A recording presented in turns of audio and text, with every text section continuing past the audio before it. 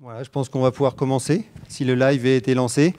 Je voulais vous saluer en premier lieu, puisque vous avez répondu quand même à notre invitation, et ça, je tenais à je vous en remercier, pardon, chacun d'entre vous, au sein de cette salle au CNCL. Voilà. Mais je salue aussi ceux qui sont en ligne, soit parce que ils ont le Covid, soit parce qu'ils ont d'autres obligations. Voilà. On a voulu cette conférence, le service départemental à la jeunesse, à l'engagement et au sport des Hautes-Alpes, en partenariat avec le comité départemental olympique et sportif. On a souhaité mettre en œuvre une action de prévention pérenne, avec un caractère de sensibilisation, avec un public très complet. C'est-à-dire qu'on a quand même ciblé les jeunes, collégiens, lycéens. Je sais qu'aussi ils sont en entraînement ce soir et qui pourront toujours visionner cette vidéo après, puisqu'elle restera sur la chaîne YouTube. Le ministère des Sports également, ministère des Sports, les Jeux Olympiques et Paralympiques prépare en lien avec les fédérations sportives les formations des cadres du mouvement sportif, mais également celles des éducateurs sportifs, des éducatrices sportives et éducateurs sportifs professionnels, ainsi que bénévoles. Bien au-delà de ces actions de formation, nous avons voulu associer les jeunes sportives et sportifs du territoire des Hautes-Alpes, parce que je sais qu'ils sont nombreux, ainsi que leurs familles. Elle leur est dédiée, donc on est en direct, voilà, je devrais dire en live, puisqu'on est sur YouTube. Voilà. Le travail de prévention est primordial. Il sera toujours plus aisé de prévenir que de guérir. La société, de mon point de vue, s'est réveillée groggy au lendemain des révélations de 2020 sur les scandales de violences sexuelles qui ont succédé à ceux de l'Église. Faut noter que le seul dénominateur commun, ça reste les enfants. Donc ça reste bien quand même un public à protéger. Voilà. Donc on va essayer tout au long de la soirée de déconstruire certaines idées reçues, de vulgariser sans vulgarité le sujet des violences sexuelles dans le sport, de comprendre l'importance d'identifier ces violences, de les prévenir, mais également comment agir afin de les anticiper, de les contrer, dans l'objectif de mieux protéger les jeunes sportifs et sportives. Voilà. Je vais laisser Madame Albary-Delpech, inspectrice d'académie, un petit mot d'accueil. Merci Monsieur Bourinet, bonsoir à tous. Merci aux invités qui ont bien voulu se rendre disponibles ce soir, d'être présents.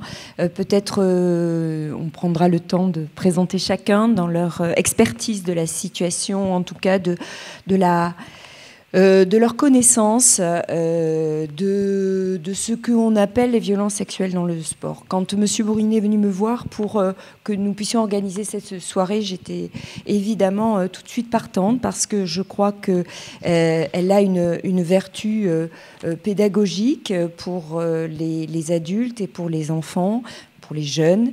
Elle a aussi une vertu de nous rassembler, de nous mobiliser autour de ce que vous avez décrit, Monsieur Bourinet, comme effectivement la nécessité de prévenir, parce qu'il est toujours plus facile, effectivement, de prévenir, d'avertir, d'alerter, et je dirais de responsabiliser chacun face à ces violences sexuelles dans le sport.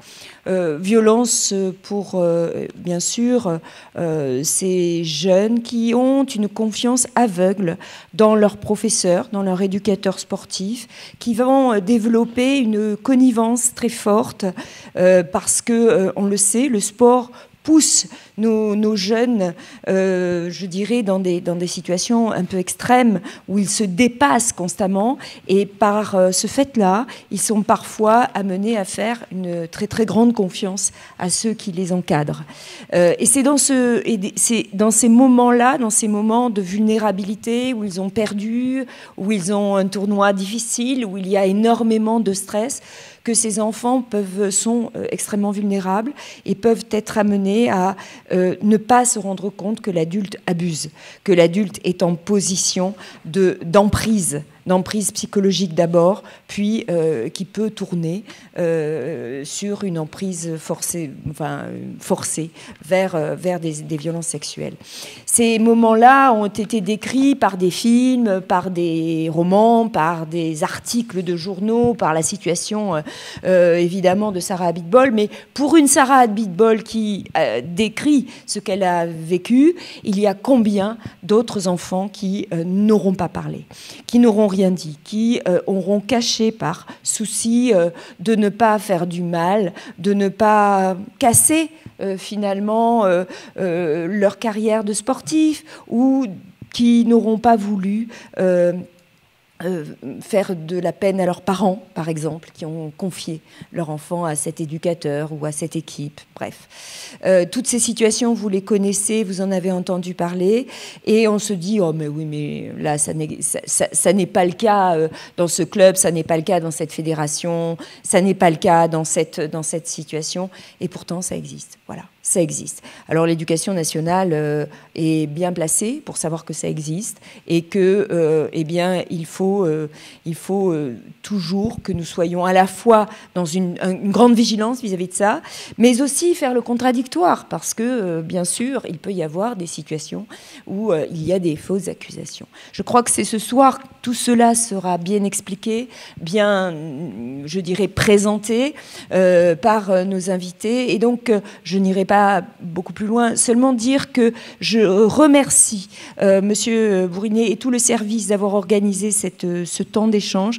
parce que je trouve qu'il est extrêmement vertueux pour nous tous de nous confronter à ces situations douloureuses, difficiles et sans doute extrêmement, voilà, où tous les tabous sociaux sont présents et sur lesquels il va falloir que nous parlions en toute franchise, en toute sincérité et surtout avec le souci de la protection de chaque enfant, puisque nous en sommes, nous tous, collectivement responsables en tant qu'adultes.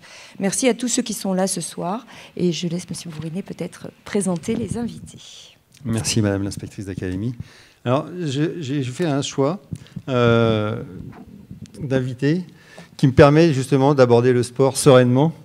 En premier lieu, je voulais remercier Géraldine Zoulini-Contesti, avec qui on a bien échangé sur ce sujet-là. Pour faire un petit profil de Géraldine, elle a été championne de France junior senior. Elle a eu plusieurs titres de vice-championne de France. Elle a même été membre de l'équipe de France scolarisée à l'INSEP. Donc l'INSEP, c'est l'Institut national du sport, de l'expertise et de la performance. Et quand on est enfant, être à l'INSEP, c'est absolument pas anodin. Elle a été également entraîneur au club d'Annecy pour le pôle espoir. Et puis entraîneur actuellement aussi au club Axel de Gap, donc sur notre territoire. Elle a également entraîné Samuel Contesti, et qui a participé à 5 championnats du monde aux Jeux olympiques d'hiver de 2010 à Vancouver. Et l'intérêt de la venue de Géraldine, c'est qu'effectivement, elle a une vision athlète entraînée, entraîneur, et après elle a basculé dans la profession d'entraîneur, donc elle connaît aussi la facette entraîneur-entraîné. Géraldine, si nous dis un petit mot. Bonsoir, merci pour cette invitation. C'est un sujet qui me porte à cœur parce qu'effectivement, la carrière a été longue. Il y a eu du positif, du négatif. Il y a eu beaucoup de relationnel. Et du coup, c'est pour ça que je suis passée entraîneur, parce que j'avais envie aussi de transmettre, mais peut-être un peu différemment. Voilà. Avec le recul et les formations qu'on a actuellement, il y a une évolution dans les enseignements, et on n'a que du positif pour l'avenir. La deuxième invitée, c'est Maître Cécile Forbrac, avocat au barreau des Hautes-Alpes. Elle est également membre de la commission défense pénale ainsi que membre de la commission des victimes. Je n'oublie pas qu'elle a été aussi athlète en patinage artistique. Je crois même qu'elle était en section sportive quand elle était au collège. Si je reprends un petit peu le serment des avocats, qui dit « Je jure, comme avocat, d'exercer mes fonctions avec dignité, conscience, indépendance, probité et humanité ». Je crois que l'humain va être au cœur de notre conférence ce soir et que ça va vraiment être le maître mot. Voilà. J'aimerais bien si vous pouviez nous expliquer en 2 mots le rôle de commission des victimes et puis de la défense pénale, s'il vous plaît.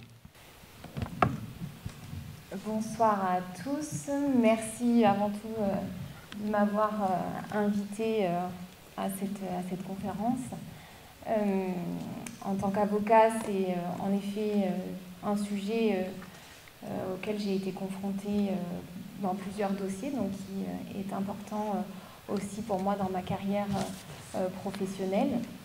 Le barreau des Hautes-Alpes a en effet mis en place 2 types de commissions au sein desquelles sont mobilisés des confrères 24 heures sur 24 et 7 jours sur 7, puisqu'on a une commission de défense pénale qui est pour en effet les auteurs, où on est 13 avocats mobilisés sur tout le département, et également une commission victime où chaque avocat se relaie de manière hebdomadaire pour permettre d'assister dans l'urgence, parce que tout ça s'inscrit dans une configuration d'urgence, les personnes qui ont une difficulté et qui se sentent victimes d'une infraction pénale. Voilà.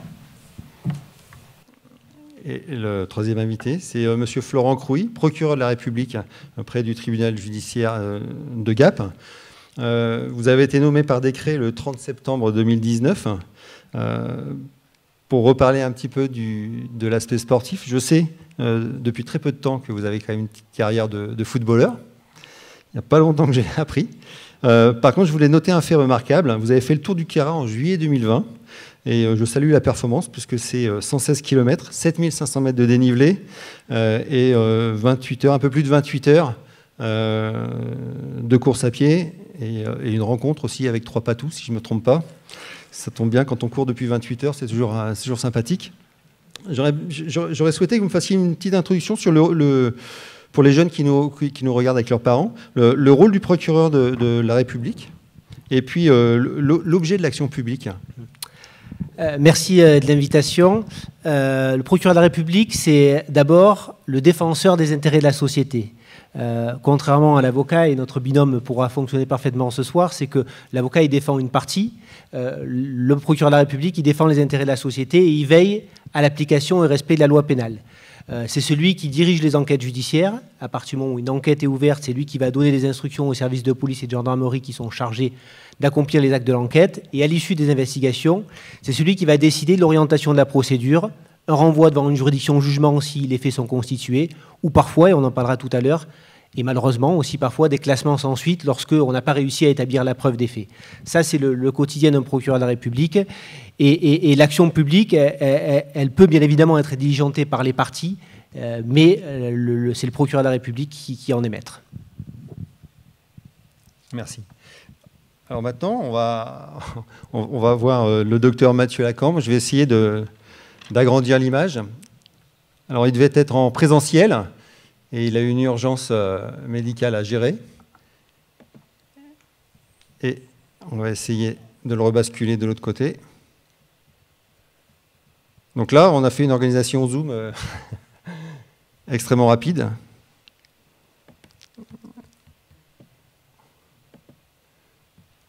Voilà, vous êtes en grand écran. Alors, le docteur Mathieu Lacambre, psychiatre, praticien hospitalier au CHU La Péronie de Montpellier, à l'unité de soins intensifs de psychiatrie, et également responsable de la filière psychiatrie légale au CRIAVS, Languedoc-Roussillon. Alors, je ne connais pas votre pédigré sportif, peut-être que vous allez faire une petite encart là-dessus. Par contre, j'aimerais bien que vous nous expliquiez ce qu'est le CRIAVS. Le CRIAVS est le centre ressources pour les intervenants auprès d'auteurs de violences sexuelles. Ce sont des petites équipes réparties sur l'ensemble du territoire national et qui viennent soutenir tous les professionnels qui accompagnent, évaluent, prennent en charge, soignent des auteurs de violences sexuelles. Donc on a développé depuis maintenant une dizaine d'années ce type de dispositif sur l'ensemble du territoire avec 110, 120 professionnels de 15 disciplines différentes qui sont répartis pour pouvoir aider aussi bien des personnes de la justice, de l'administration pénitentiaire, mais aussi des soignants, des éducateurs, dans l'accompagnement, le suivi, la prise en charge des auteurs de violences sexuelles. Moi, je suis psychiatre hospitalier, je suis spécialisé dans les choses compliquées qui ont attrait de près ou de loin à la question des violences. Et donc, c'est à ce titre, et je vous remercie vraiment de cette invitation, que je vais essayer de vous présenter de manière générale la question des violences sexuelles et de manière spécifique son articulation avec le monde sportif. Un grand merci Frédéric pour cette invitation. Et est-ce que vous m'autorisez à partager l'écran et à lancer le topo? Je vais lancer une petite vidéo en amont d'introduction pour saluer effectivement un travail de prévention qui a été fait par une équipe qui s'appelle Team L, qui fait du cyclisme féminin dans les Pays de la Loire. Et ils ont fait un travail assez exceptionnel. Je les ai eus au téléphone. J'ai eu le président, Patrice Cossard, que je salue puisque je sais qu'il est en train de nous regarder, et ainsi que Luna Nouajamé au téléphone. C'est vraiment un outil de prévention, un petit clip qui est fait pour essayer de juguler ce phénomène de violence sexuelle. Et il note, ce que j'ai apprécié là-dedans, c'est il apporte quand même une note d'espoir à cette situation-là.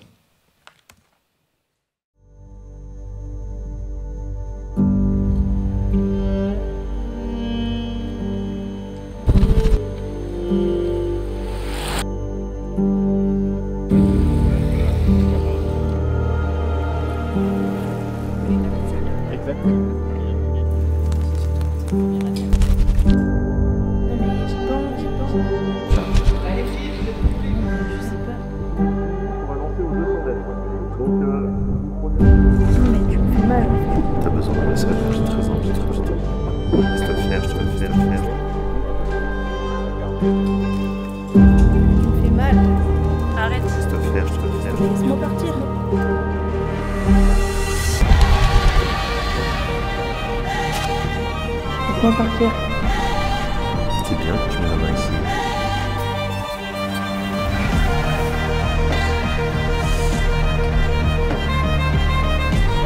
Allez.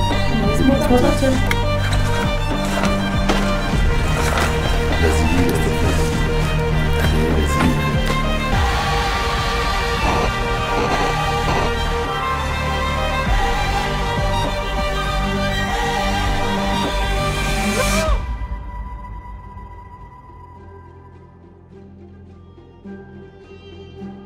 Parlons-en.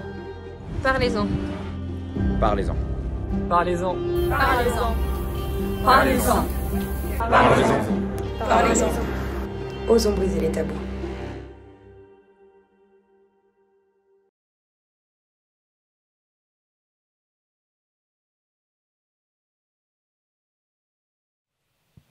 Voilà le travail, le projet qui avait été accompli par les Pays de la Loire, la Team L, que je remercie beaucoup. Donc maintenant, parlons-en. C'est ce qu'on va s'évertuer à faire tout au long de la soirée. Je vais vous donner, avant de donner la parole à Mathieu Lacambre, quelques chiffres clés qui sont revenus du ministère au 31 décembre 2021. Ça fait 655 personnes mises en cause, 97% d'hommes. Ça veut dire qu'il y a quand même 3% de femmes dans les mis en cause. 365 mis en cause étaient des éducateurs sportifs, c'est-à-dire que le reste, ça reste des dirigeants, des bénévoles. Il y a 12 affaires qui concernent ces violences dans le milieu du sport et du handicap. 54 fédérations sportives concernées, impactées. 79% des victimes sont des femmes. Ça veut dire que 21% sont aussi des hommes. Et 84% des victimes étaient mineures au moment des faits. Alors, je vais essayer de repasser la main à Mathieu Lacambre. Parfait. Donc, l'objectif, là, c'est de vous donner quelques notions clés à partager autour de la question des violences sexuelles. Quelques définitions de manière très succincte. Quelles peuvent être les conséquences des violences sexuelles, les différentes expressions de ces violences sexuelles dans le sport, et puis quelques notions concernant la prévention des violences sexuelles avant de conclure. Mais simplement vous rappeler quelque chose à la fois de simple et compliqué, c'est cette notion de communication. de risque du silence qui enferme dans le secret des violences. Et le premier objectif, c'est de pouvoir dépister, repérer et favoriser finalement la révélation de ces différentes violences. Attention, les violences sexuelles ne se résument pas exclusivement à des atteintes à l'appareil génital, mais relèvent de toutes les situations au cours desquelles une personne va chercher à imposer à autrui un comportement à connotation sexuelle. Quel que soit ce comportement, et ça commence le plus souvent par des paroles, des propos à caractère sexuel ou sexiste, des invitations un peu trop insistantes, du chantage, des menaces, des messages ou des images à caractère pornographique. C'est jamais anodin de jouer avec l'image, en particulier érotisée ou sexuelle, et ça a toujours des conséquences, en particulier chez les plus jeunes. Donc les violences commencent au niveau verbal et peuvent ensuite se développer, se déployer autour des images. Pourquoi parler des violences sexuelles dans le sport?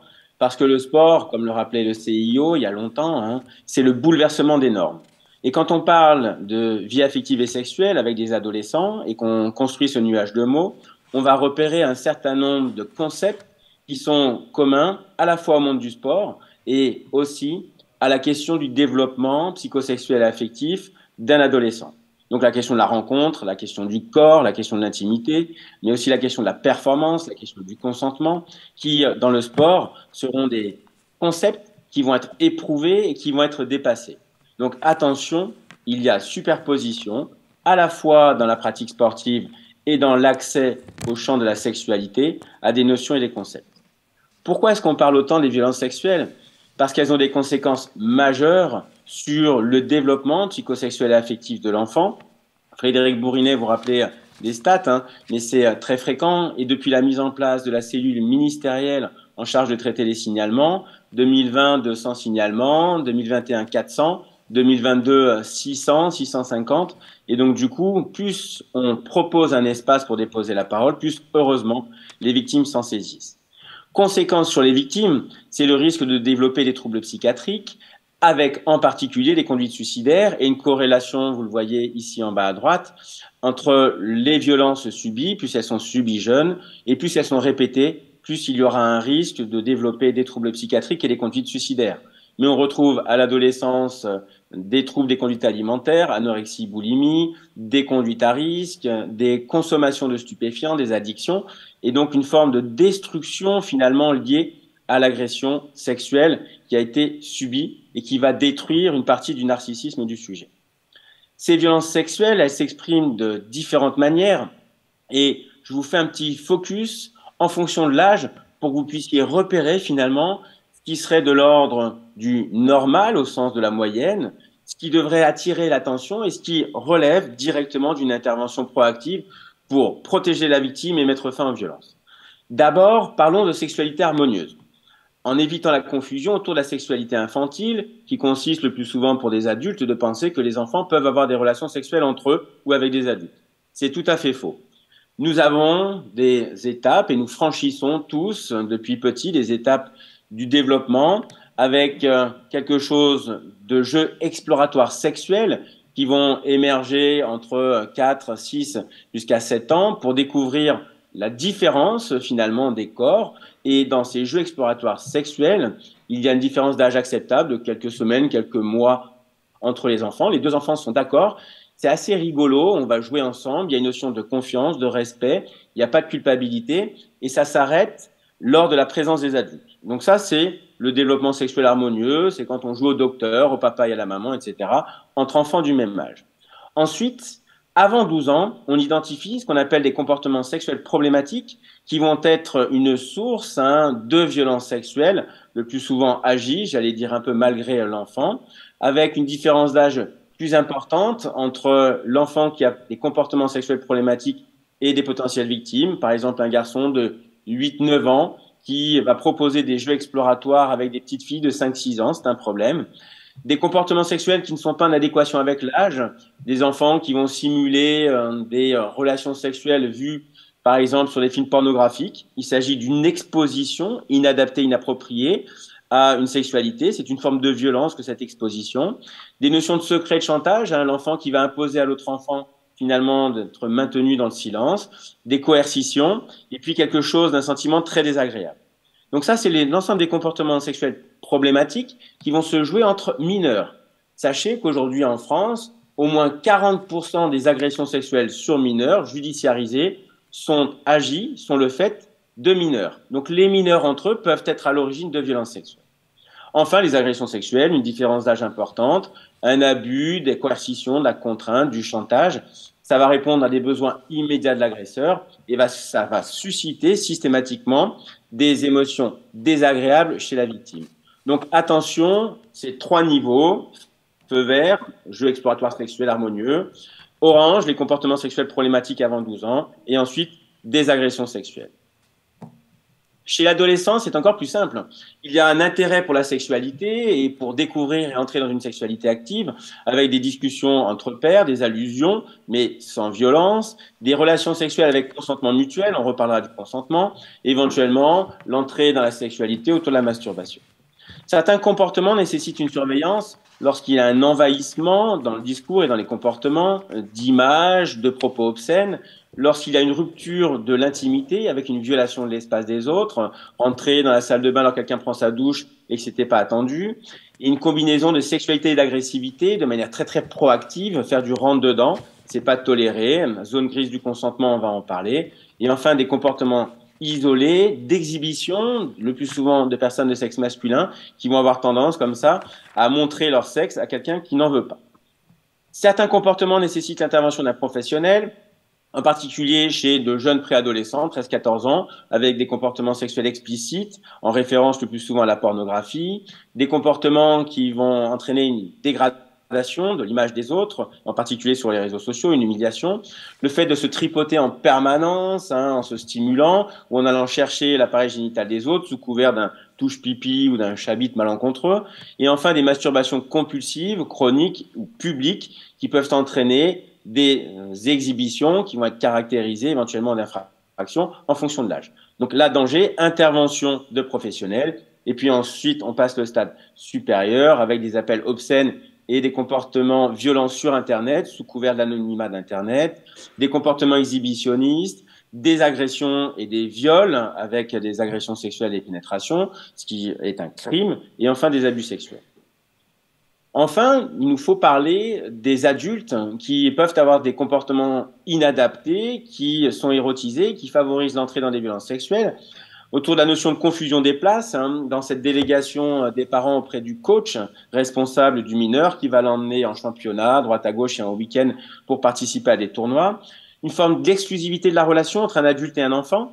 Un adulte qui va nouer ce qu'il appellera une amitié avec un enfant et éventuellement une relation amoureuse avec une recherche de contact physique, social, permanent et prolongé avec le mineur, sur les réseaux sociaux, le week-end, des chats, des SMS, etc. Et enfin, des contacts hors cadre de l'intervention de l'adulte qui théoriquement interagit uniquement dans le cadre de la pratique sportive et qui va emmener le mineur au-delà de ce cadre, avec cette notion de relation de séduction, d'emprise et de contrôle, de manipulation et d'abus d'autorité qui sont constitutifs de violence. En bas à droite, le film Slalom qui reflète de manière vraiment très très juste, et je vous invite à le regarder, ce dérapage et ce glissement dans une relation pathologique entre un coach et son sportif. Cette notion de consentement, on part de l'absence de demande et puis tout doucement on a une cascade, le plus souvent sous la forme de menaces, d'invitations et d'insistance du côté de l'agresseur pour arriver jusqu'à une autorisation et un pseudo-consentement. Attention, qui ne dit mot ne consent pas forcément.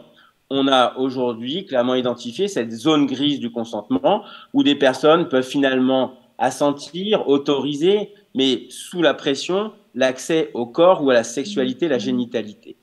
Attention, le consentement, il est clair, il suscite des émotions positives. C'est un oui explicite, verbal et non verbal, avec la parole qui est associée au corps pour s'engager mutuellement dans une interaction sexuelle. Il n'y a pas de problème, c'est un engagement mutuel. La zone grise est liée à ce conditionnement sociétal, avec une notion de malaise, c'est mon coach, je ne peux pas refuser, il est tellement gentil avec moi. Un doute sur ce qu'on appelle le mixed signal, pas de oui, pas de non, donc si il ne dit mot, il consent, et finalement c'est un problème. L'agression, elle est clairement identifiée avec des émotions négatives, une communication non verbale évidente, éventuellement la victime va se débattre ou être et subir l'assaut. Là, il n'y a pas de doute, hein, ça doit justifier d'une révélation, d'un signalement, avec l'engagement sur le plan judiciaire d'une sanction.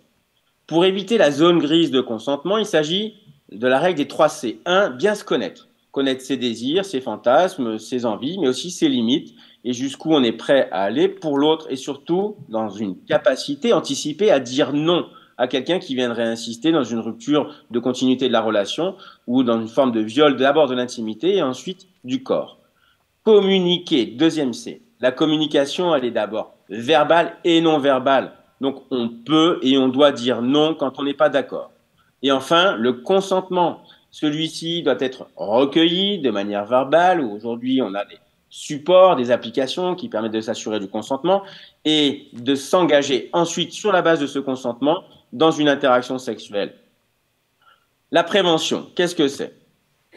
Aujourd'hui, il y a beaucoup d'outils de prévention et l'objectif, c'est la prévention primaire en outillant les enfants afin qu'ils ne deviennent ni victimes ni auteurs de violences sexuelles. Nous avons créé une boîte à outils de prévention sur le CHU de Montpellier qui propose une petite mallette de 134 fiches d'intervention qui va cibler 5 domaines dans 4 tranches d'âge à partir de 5 ans. Et l'idée, très simple, est de renforcer les facteurs de protection et de réduire les facteurs de risque de violence. On travaille en particulier sur les compétences psychosociales, mais aussi respect et différence, virtuel réel, sexualité, compréhension et respect de la loi. Donc il suffit d'être formé à son utilisation et n'importe quel professionnel peut ensuite aller déployer sur site, dans son milieu écologique d'intervention, des interventions de prévention, simple d'utilisation comme des fiches cuisine, hein, avec à chaque fois les objectifs, le temps, le matériel, etc. Donc là encore, après le grand mouvement MeToo, après la révélation, il s'agit d'intervenir pour protéger, réduire les conséquences des violences sexuelles, mais on peut être un peu plus ambitieux en envisageant de la prévention primaire, c'est-à-dire avant même que les problèmes n'arrivent, pour pouvoir outiller les enfants et les mineurs afin qu'ils ne deviennent ni victimes ni agresseurs. Voici ici les 3 niveaux de prévention qui peuvent s'articuler depuis la prévention primaire, universelle, dans une population générale, globale, en particulier par exemple dans un club. Avec la boîte à outils de prévention, on peut tout à fait faire de la prévention primaire. Ensuite, la prévention secondaire, lorsqu'il y a des comportements sexuels problématiques, on doit intervenir. Lorsque chez l'adulte, il y a une attirance sexuelle pour des mineurs, on a mis en place un numéro national d'appel unique, non surtaxé. C'est le 0806 23 10 63, le dispositif STOP, qui permet à toutes les personnes attirées sexuellement par des mineurs d'être accompagnées, orientées et soignées. Et puis enfin, la prévention tertiaire, qui consiste à réduire les complications liées à ces violences. C'est les CRIAVS, les centres ressources pour les intervenants prédateurs de violences sexuelles, qui vont soutenir et orienter. Mais notre idée, c'est de pouvoir éviter d'aller dans la prévention secondaire et tertiaire en dépistant le plus tôt possible, à travers des interventions de prévention primaire, d'éventuelles difficultés, d'éventuels problèmes. La boîte à outils de prévention que nous avons créée, elle participe aussi au dépistage et à la révélation de problèmes soit subis, soit agis. Pour essayer de conclure, avant d'engager la discussion, on peut envisager les interventions de prévention dans une articulation depuis la promotion de la santé pour pouvoir attirer l'attention à la fois des populations, mais aussi des politiques publiques autour de cette problématique. On peut agir en éducation à la santé, en donnant de l'information, mais aussi des ressources auprès des mineurs, et j'espère vous en avoir transmis quelques-unes. Et enfin, on peut agir en termes de prévention en santé, à travers par exemple la boîte à outils de prévention, mais il existe des dizaines de types d'interventions qui ont montré leur efficacité et un certain nombre d'associations œuvrent sur le terrain, en particulier en milieu sportif, pour proposer à la fois des outils ou des interventions de prévention.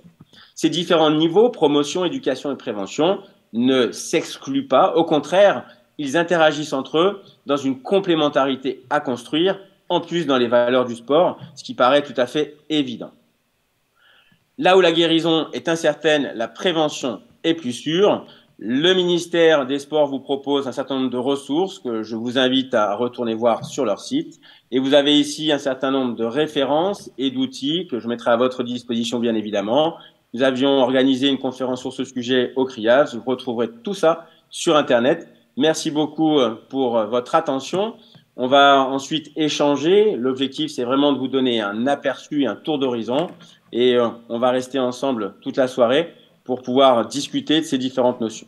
Merci pour votre attention. Merci Mathieu Lacambre de votre intervention. Je voulais rappeler quand même qu'en 2018, 6,6 millions de licences avaient été délivrées à des enfants et une grande majorité à une population entre 10 et 14 ans. Voilà, donc ça c'est important. Avant de donner la parole à M. Crouy, procureur de la République, je voulais vous dire qu'en fin de conférence, on fera une interaction avec le public, soit en présentiel, parce que vous aurez certainement des questions à poser éventuellement au docteur Lacambre, au procureur de la République, à Géraldine ou à Maître Forbrac. Et les gens qui sont en live, s'ils ont un compte pour pouvoir accéder au chat, peuvent poser des questions. Leurs questions seront réceptionnées et on pourra échanger là-dessus en fin de conférence. Monsieur le procureur, je vous donne la parole. Merci. Alors, je suis très heureux d'être parmi vous ce soir parce que vous l'avez rappelé, je suis sportif et je suis juriste et je crois que le lien entre les deux peut avoir une force considérable ce soir. Dans le courant de l'année 2020, lorsqu'il y avait eu des révélations dans le monde du patinage artistique, j'avais échangé avec monsieur l'adjoint au sport, monsieur Galland, sur ce sujet et je lui avais dit il faut qu'on organise quelque chose, un groupe de travail sur cette thématique et vraiment vous concrétiser finalement l'idée que j'avais eue et qui n'a pas été concrétisée au regard de la crise sanitaire. Mon intervention, je vais essayer de cibler à la fois le jeune sportif, mais aussi l'éducateur et l'encadrant. Alors, bien évidemment, avec un peu de droit, parce que c'est quand même mon métier. J'aurai 2 temps dans mon intervention. Une première partie sur la prévention des violences sexuelles et une deuxième partie sur la répression. Dans la prévention, d'abord, vous parlez du cadre légal et des évolutions législatives pour vous dire qu'aujourd'hui, finalement, on n'est pas réunis tous les trois que pour les besoins de la cause et qu'au quotidien, on discute en pratique sur les dossiers avec le service jeunesse et sport, avec Maître Forbrac ou d'autres avocats sur des dossiers. Et cette évolution, et notamment le partage d'échanges d'informations entre les administrations, il a un point de départ législatif, c'est la loi du 16 avril 2016, dite loi Villefontaine, que beaucoup connaissent ici. C'est l'histoire d'un directeur d'école de Villefontaine qui avait été condamné par la justice pour des détentions d'images pédopornographiques et cette condamnation, elle n'avait jamais été portée à connaissance de l'Éducation nationale. Et cette personne, malheureusement, elle a été auteur de plusieurs viols et sans qu'il ne soit jugé puisqu'il est suicidé en prison. Donc il y a une loi qui est intervenue suite à ce dysfonctionnement, parce que c'est un dysfonctionnement. Et aujourd'hui, il y a un partage d'informations, il y a même une obligation pour le procureur de la République d'informer un certain nombre d'administrations, et y compris donc l'administration qui est chargée de l'animation de la jeunesse et du sport au niveau du département, d'une condamnation pénale d'une personne qui est en lien avec des mineurs et qui a une autorité sur les mineurs. Et cette obligation d'information, elle a lieu même, alors même que la condamnation n'est pas définitive et alors même qu'il n'y a pas encore de jugement lorsque la personne est placée sous contrôle judiciaire. Et ça, c'est indispensable pour que ce qui est notamment pas connu de ces administrations puisse être prévenu. Et là, on est dans la prévention pour écarter, quand c'est nécessaire, les auteurs passés d'infractions sexuelles. Il y a ensuite, lorsque l'action judiciaire est intervenue, pour prévenir un nouveau délit, il faut pouvoir écarter, ou un nouveau crime, il faut pouvoir écarter l'auteur. Et il y a tout un tas d'interdictions d'exercer qui existent dans le Code du sport et le Code pénal et le Code de procédure pénale, qui ne sont pas toujours d'ailleurs obligatoires. Et parfois, on pense que parce qu'une personne est condamnée pour des faits de nature sexuelle, elle va être obligatoirement écartée par la justice. Ce n'est pas toujours le cas. Il faut qu'il y ait une décision prise en ce sens. Ça, c'est ce qui permet d'échanger et de prévenir lorsqu'on a identifié des situations. Il y a également dans les outils de prévention qui existent des possibilités qui ne sont pas encore très bien connues des administrations, à la fois de consulter le FIJES, qui est le fichier donc, des auteurs d'infractions sexuelles, et le casier judiciaire numéro 2, qui est accessible aux administrations. Et parfois, je le dis, ce n'est pas toujours utilisé par les administrations. Et je rappelle, c'est ces dispositifs qui existent, qui permettent, là encore, sans qu'il y ait le premier pas de la justice, de vous-même d'identifier ces personnes qui seraient en contact avec des mineurs. Et il y a ensuite l'obligation, pour ceux qui ont connaissance d'une situation qui exposerait un mineur à une infraction de nature sexuelle, de la dénoncer au procureur de la République. Alors, l'article le plus connu, c'est l'article 40, qui impose à toute autorité constituée ou personne de la fonction publique de révéler toute infraction pénale dont elles auraient eu connaissance. C'est un texte généraliste qui n'est pas sanctionné par la loi. C'est-à-dire que si vous avez connaissance d'une infraction et que vous ne la révélez pas, le texte dit peu, il n'y a pas de sanction qui est prévue.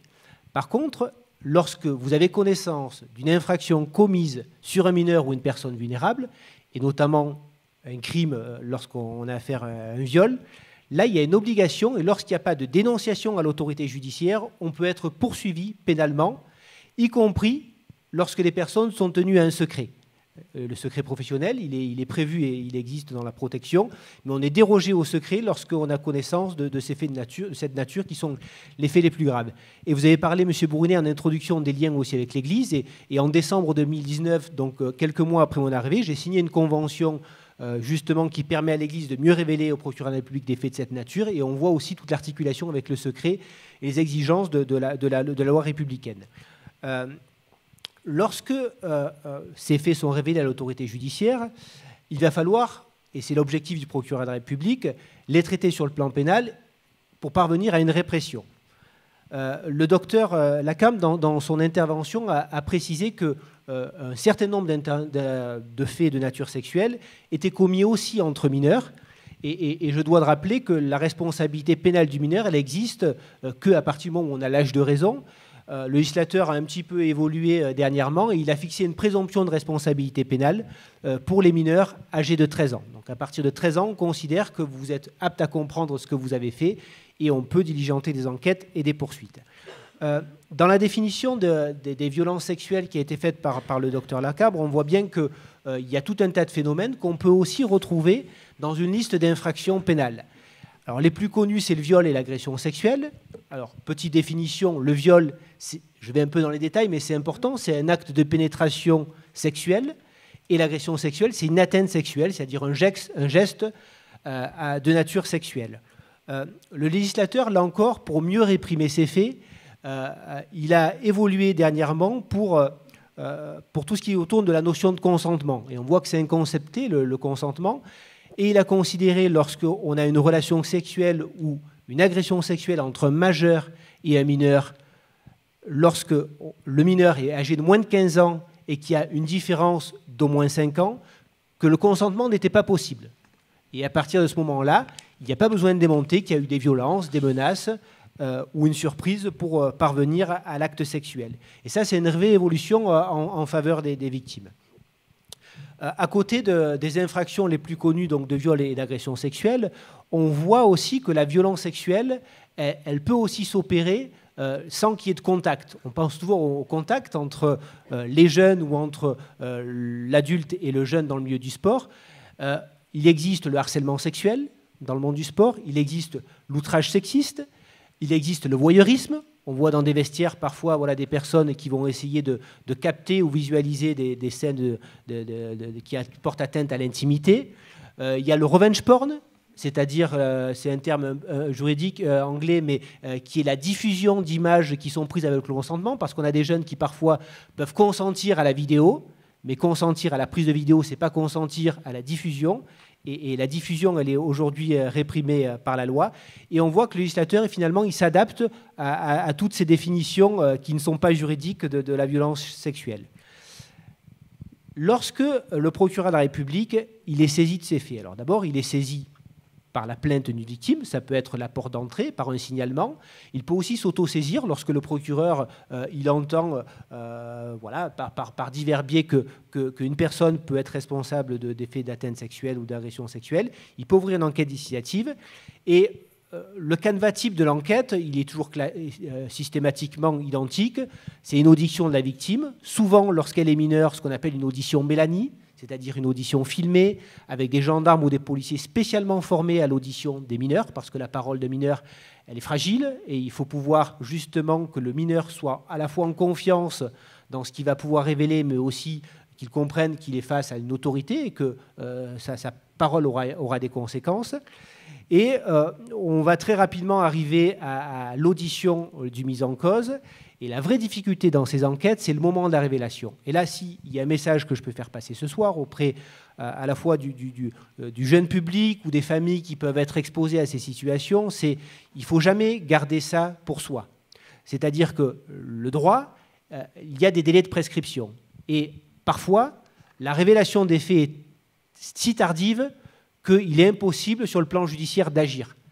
Même si le législateur, là encore, a fait évoluer les délais de prescription, puisqu'en matière de crime, on est passé à 30 ans à partir de la majorité, et pour les délits d'agression sexuelle, à 20 ans à partir de la majorité. Donc on voit que ça s'est allongé, mais ce n'est pas parce que la durée de prescription s'allonge que ça facilite la constitution et la caractérisation de l'infraction.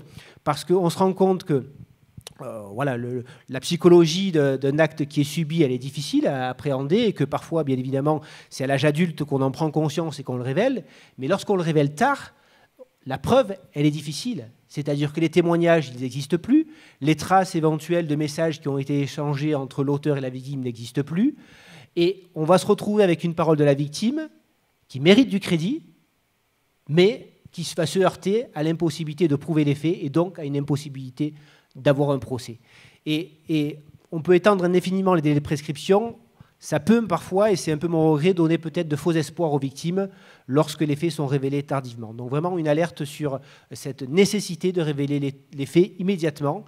Et alors, bien évidemment, tout le monde n'est pas juriste et que vous n'avez pas à faire une analyse juridique de savoir est-ce qu'il y a une infraction ou pas. Mais aujourd'hui, les clubs, le service départemental jeunesse et sport, il y a des organisations structurées qui permettent de faire remonter l'information et de la filtrer avant de la signaler aux autorités. Parce qu'on voit bien aujourd'hui dans notre société un petit peu où les procès se règlent par les médias que la dénonciation mensongère aussi, elle peut exposer très rapidement un auteur qui n'en est pas un. Et la justice, même si elle ne poursuit pas, finalement on ne voit pas passer cette réponse-là et il faut être vigilant sur justement la prise en compte de la parole, mais en même temps sa confrontation avec des enquêteurs et avec une autorité. Lorsque l'enquête permet à la fois d'identifier un auteur et de caractériser l'infraction, le procureur a plusieurs possibilités. En matière de délit, il va pouvoir immédiatement poursuivre l'auteur des faits devant le tribunal correctionnel.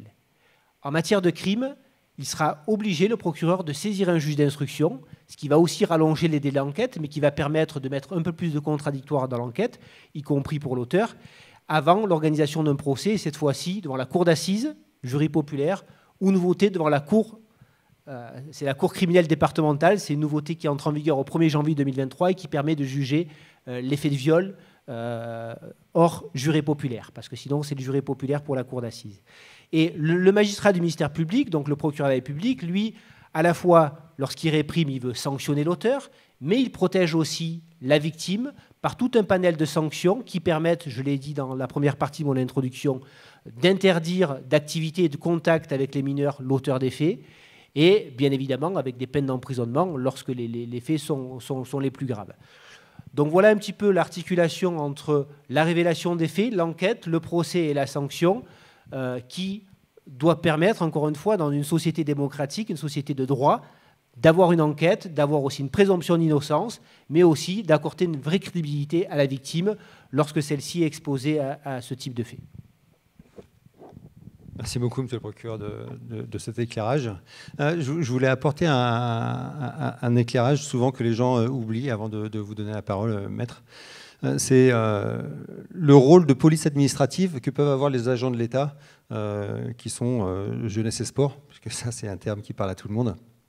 Ce rôle de police administrative, contrairement à la partie pénale, qui elle est fait pour réparer, la police administrative, elle a un rôle soit de prévention, soit de stopper quelqu'un qui pourrait être nocif pour la société. C'est-à-dire que si on a un signalement d'un éducateur sportif, on peut faire un arrêté en urgence par la préfecture, par monsieur le préfet, et on peut l'interdire pendant 6 mois de tout exercice, de toute fonction en lien avec des enfants, que ce soit dans le sport ou dans l'animation, et on met en œuvre ce qu'on appelle un CDGSEA, une commission départementale jeunesse, sport et vie associative, qui est une commission avec 12 personnes, et on statue sur est-ce qu'il est dangereux pour la société,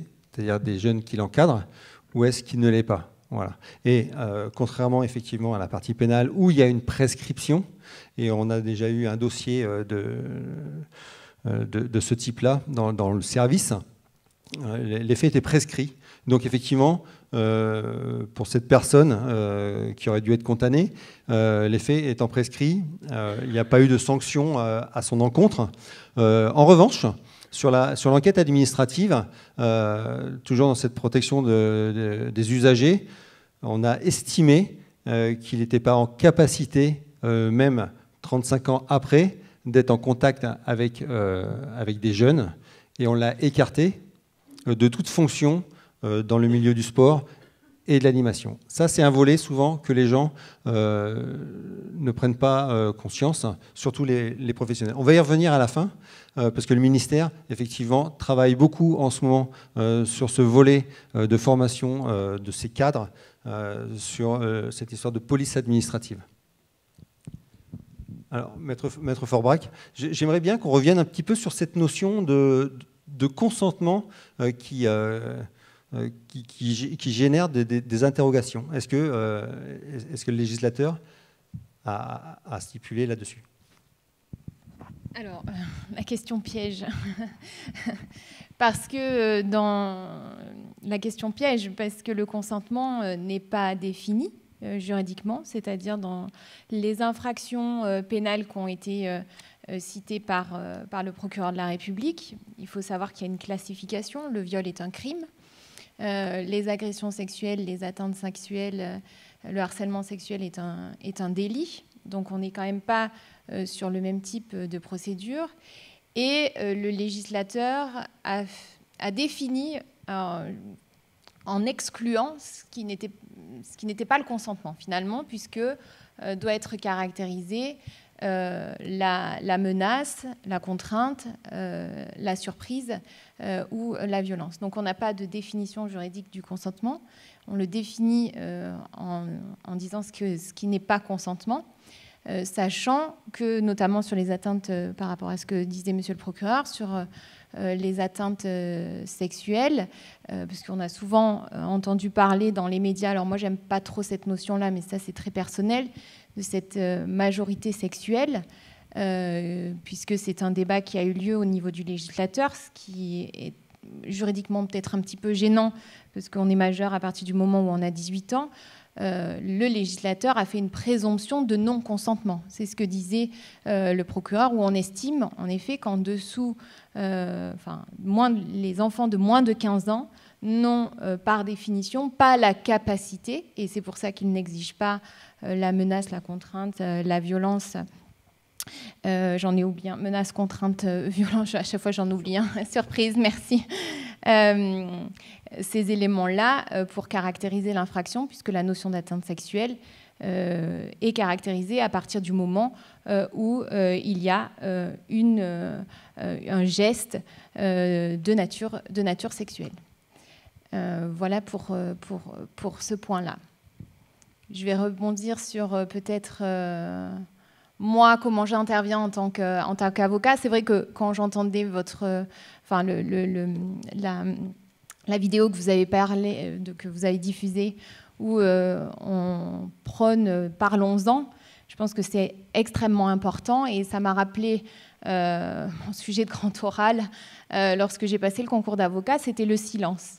Très difficile pour un avocat de rester silencieux, puisque nous disposons, et ça c'est une chance aussi, d'exercer ce métier-là, puisque nous disposons d'un prétoire pour pouvoir exposer quoi? Exposer les intérêts des personnes qu'on défend.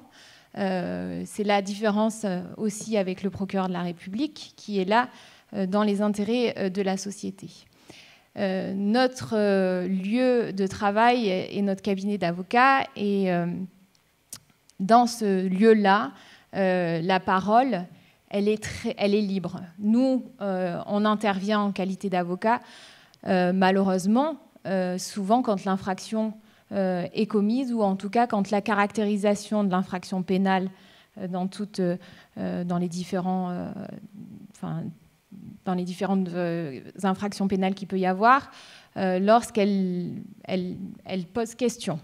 Les personnes qui viennent au sein du cabinet sont en effet avec cette interrogation-là, que ce soit des mineurs, puisqu'il y a des mineurs qui peuvent être concernés, et des majeurs qui ont subi des faits en étant mineurs. On a en effet ce secret professionnel qui nous permet d'offrir, je pense, cet espace de parole aux victimes, et de voir avec eux, de travailler en tout cas avec eux sur cette caractérisation ou pas de l'infraction, parce que c'est quand même une difficulté c'est ce que disait monsieur le procureur, parce que pour qu'il y ait une infraction, il faut des éléments, et notamment des éléments matériels. Donc la parole, elle est libre au sein de notre cabinet, et après, qu'est-ce qu'on fait de cette parole-là?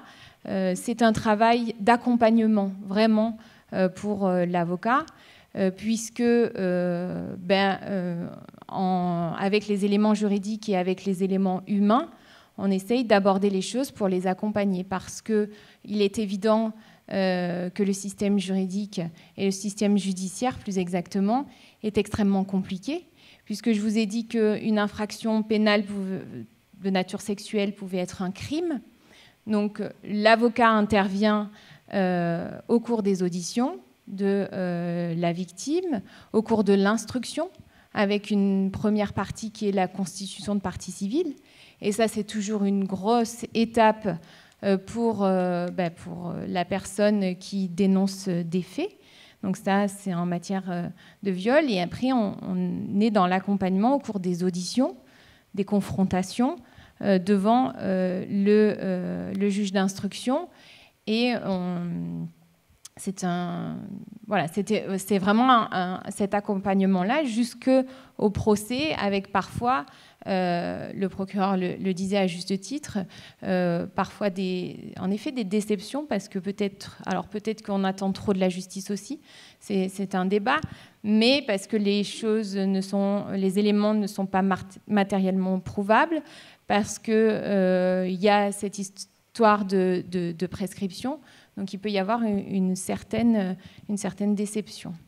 En tout cas, le fait de libérer la parole, malgré tout, ça peut avoir un aspect préventif, parce que, comme le disait à juste titre M. Bourrinet, parfois, ces personnes victimes permettent de faire de la prévention pour les générations suivantes. Et là, c'est en effet à l'État de pouvoir faire les choses.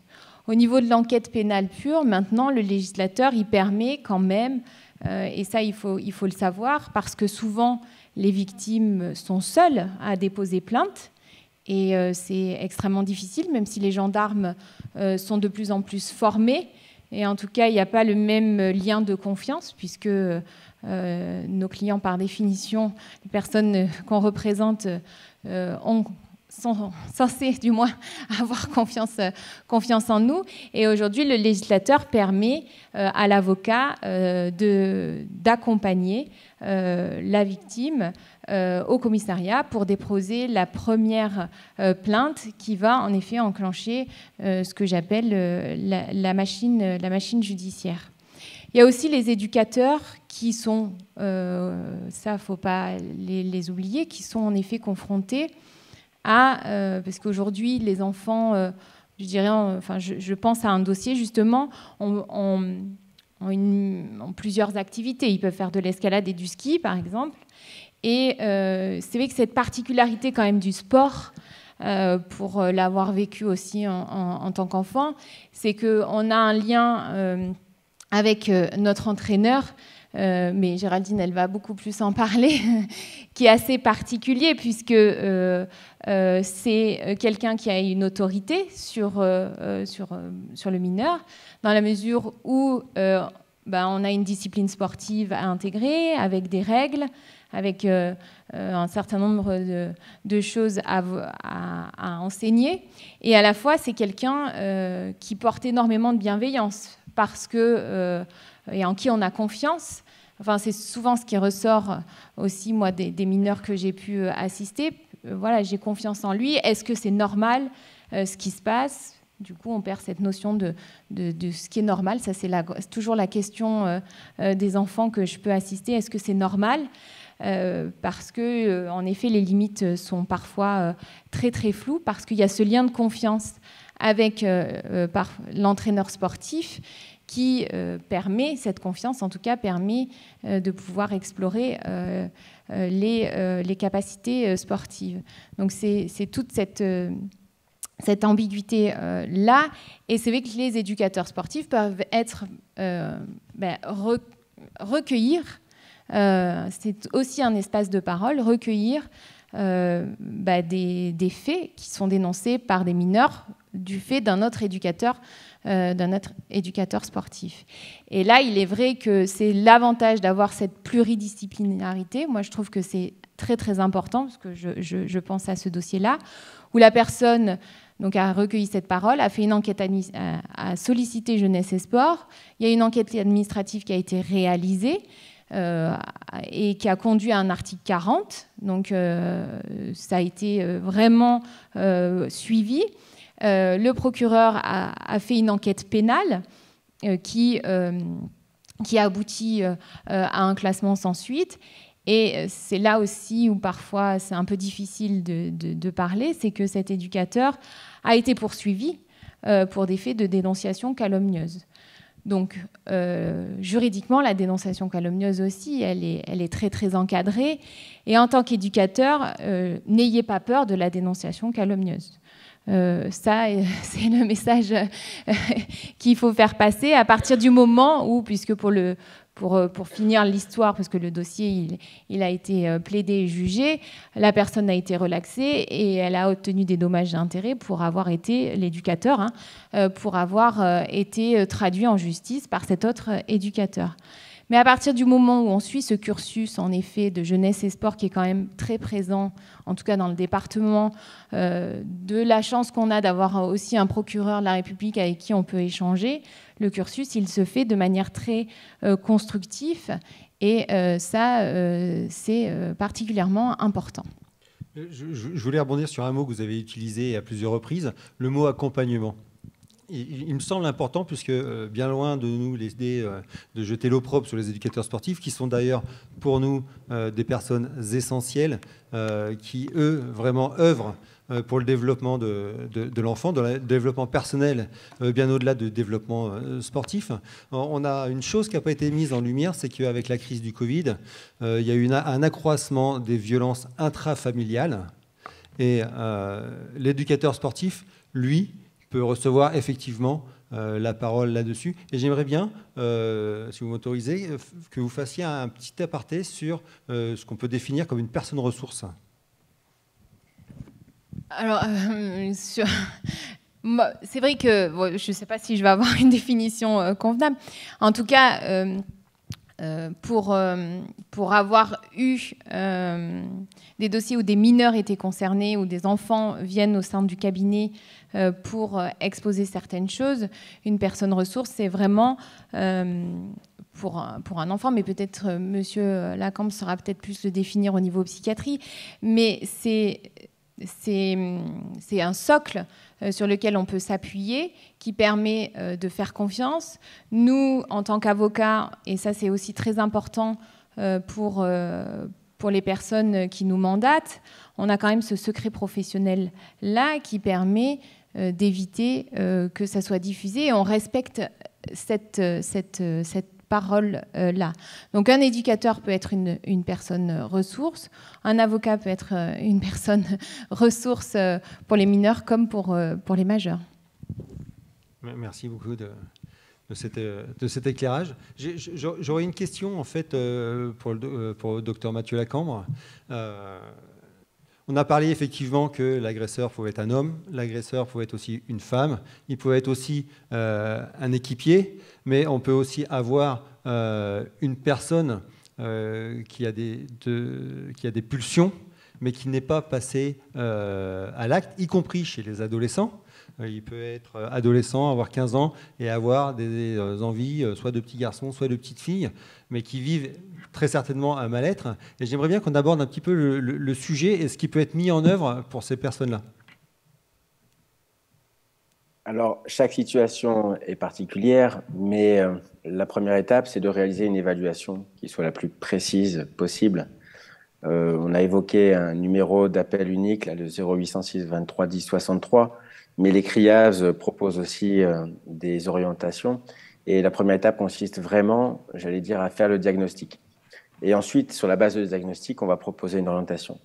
En sachant que la préférence sexuelle exclusive pour des enfants prépubères, ça s'appelle la pédophilie, et qu'on peut poser un diagnostic de pédophilie après l'âge de 15 ans. Donc, c'est une compétence médicale qui concerne les psychiatres, ce qui permet ensuite, sur la base d'un diagnostic, de pouvoir proposer des soins, des psychothérapies, éventuellement des médicaments, qui sont le plus souvent des antidépresseurs, qui limitent ces compulsions et ces envahissements psychiques, et puis ensuite, vraiment, sur des stades avancés, avec des risques de violences sexuelles réelles, avérées et actuelles, on utilise des traitements freinateurs de libido. Mais il y a toute une gradation, finalement, en fonction du diagnostic et de la gravité de l'envahissement de la psyché. En sachant qu'il y a plein de moments où, dans l'existence, on peut être un peu plus énervé en termes de libido, que la libido varie, et que la période de l'adolescence, c'est un moment où on est très, très sujet, en particulier le sexe masculin, on regarde taux de testostérone, à des comportements exploratoires sexuels, et que malheureusement, Internet propose aujourd'hui tout et n'importe quoi, et beaucoup n'importe quoi, et qu'un certain nombre de jeunes adultes, d'adolescents, rentrent dans la sexualité sur la base d'un référentiel pornographique plus ou moins adapté et parfois déviant au sens de ce que nous on appelle un trouble paraphilique, le BDSM, le sadomasochisme, etc., etc. Donc il s'agit d'être vigilant à cette entrée, il s'agit d'être attentif au contenu des fantasmes, surtout s'ils concernent effectivement des mineurs, et à inciter toutes les personnes qui sont sujets à ce type de fantasmes, d'idées ou de préférences sexuelles à consulter. Il y a des soins qui sont possibles, des équipes spécialisées, dédiées, qui permettent d'éviter les passages à l'acte, et dès la fin de l'adolescence, on peut vraiment envisager des prises en charge qui sont tout à fait efficaces et qui permettent de retrouver une sexualité harmonieuse, plus en accord avec ses propres valeurs. J'insiste sur l'idée que c'est une source de souffrance que d'être traversé par des pensées sexuelles qui concernent des mineurs ou des enfants, et que 8 à 9 fois sur 10, les patients qui nous arrivent sont en grande souffrance du simple fait d'avoir ce type de fantasme. Donc ça veut dire qu'il n'y aura pas forcément de passage à l'acte, il y a juste... C'est l'inverse, il n'y aura forcément pas de passage à l'acte à condition qu'on s'en occupe. D'accord, très bien. Merci beaucoup.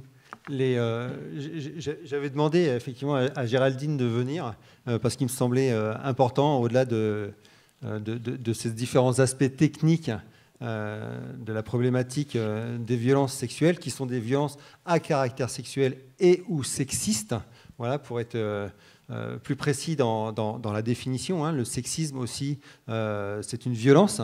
Et ce qui était intéressant dans la discussion que j'ai eue avec Géraldine, c'est qu'il y a eu cette notion enfant d'entraîner et de sa relation qu'elle avait avec l'entraîneur et des violences psychologiques qu'elle a subies si elle nous en parle, et de ce basculement d'entraîner à entraîneur et des conséquences que ça a eu sur ses méthodes d'apprentissage.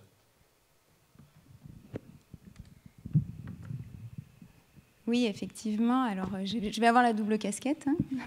Vous le disiez tout à l'heure. Donc, je vais représenter un petit peu les athlètes et puis les entraîneurs.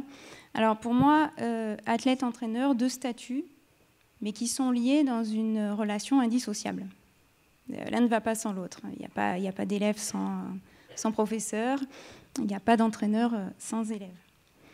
Voilà. Donc, du coup, je vais partir un petit peu sur mon expérience, ma carrière en tant qu'athlète, ce que j'ai pu vivre. Donc, faut remonter à il y a 25 ans de cela. Donc, c'était une autre époque quand même. On subissait beaucoup d'oppression, beaucoup de regards malveillants.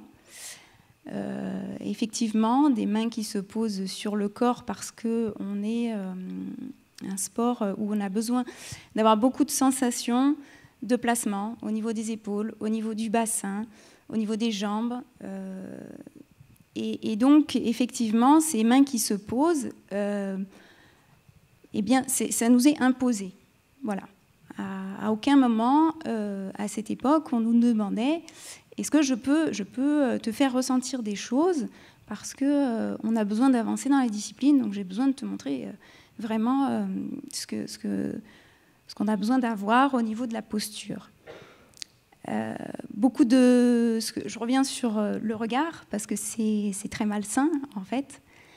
Ça peut être un regard au loin, ça peut être un regard très proche, mais toujours avec le même message derrière. Voilà. Donc beaucoup de manipulations, parce que voilà, on passe beaucoup d'années, on se livre en fait à notre entraîneur, parce que tout naturellement, et ça c'est l'humain qui veut ça, on donne des informations sur notre vie privée, comment on se comporte, voilà. Donc c'est vrai que derrière, on arrive tout de suite à cibler le caractère de l'enfant qui est face à nous. Et donc du coup, il est vrai que certains entraîneurs profitent déjà de ces éléments très précieux pour eux. Ça a du bon aussi, hein, voilà, ils peuvent être une bonne épaule aussi et nous aider à avancer.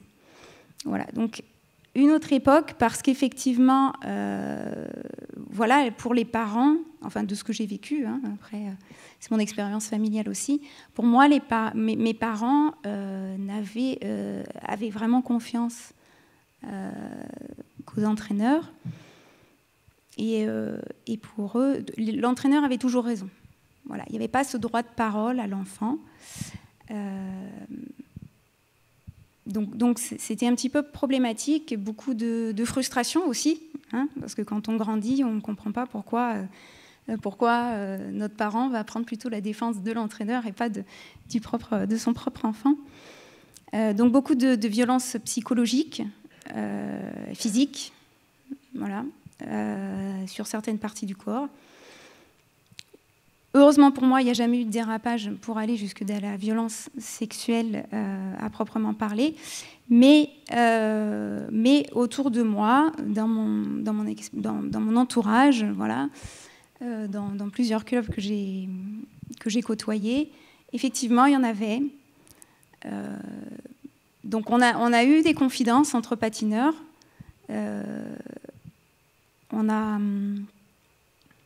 C'était difficile à entendre, hein, de savoir que, bon, effectivement, nous, on pouvait idoler son entraîneur et puis voir qu'il pouvait basculer du côté obscur aussi. Pourquoi elle, pourquoi pas moi? Donc, il y a une grosse réflexion sur l'estime de soi aussi, de ce qu'on reflète comme image.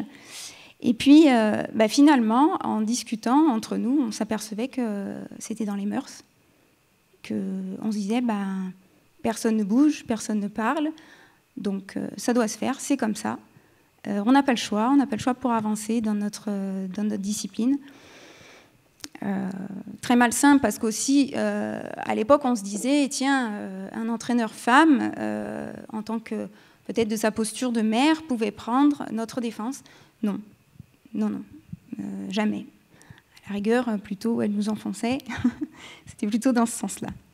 Voilà, donc du coup, c'est vrai qu'en passant de l'autre côté de la barrière, comme on dit dans notre jargon de patinage artistique, en devenant entraîneur, et de par mes formations, je me suis posé beaucoup de questions, parce que j'ai été marquée psychologiquement par toute cette violence.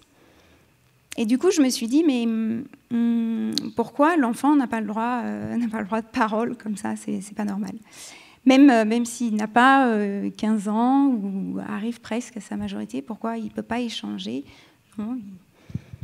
Donc, du coup, ce qui me choque de temps en temps, c'est que j'entends aussi dans les clubs, mais ça, c'est vraiment une vision personnelle, j'entends souvent dire mes élèves.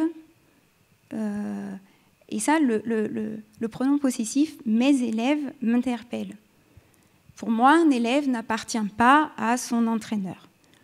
Il est adhérent dans un club, il représente le club sur des tournois, des compétitions, mais l'entraîneur n'est pas forcément le père, la mère biologique, il n'y a pas de lien comme ça de parenté, on n'appartient pas à cette personne-là. Ça, c'est ma vision des choses, donc je m'efforce de ne pas utiliser voilà, cette possession quand je parle des athlètes que je veux côtoyer.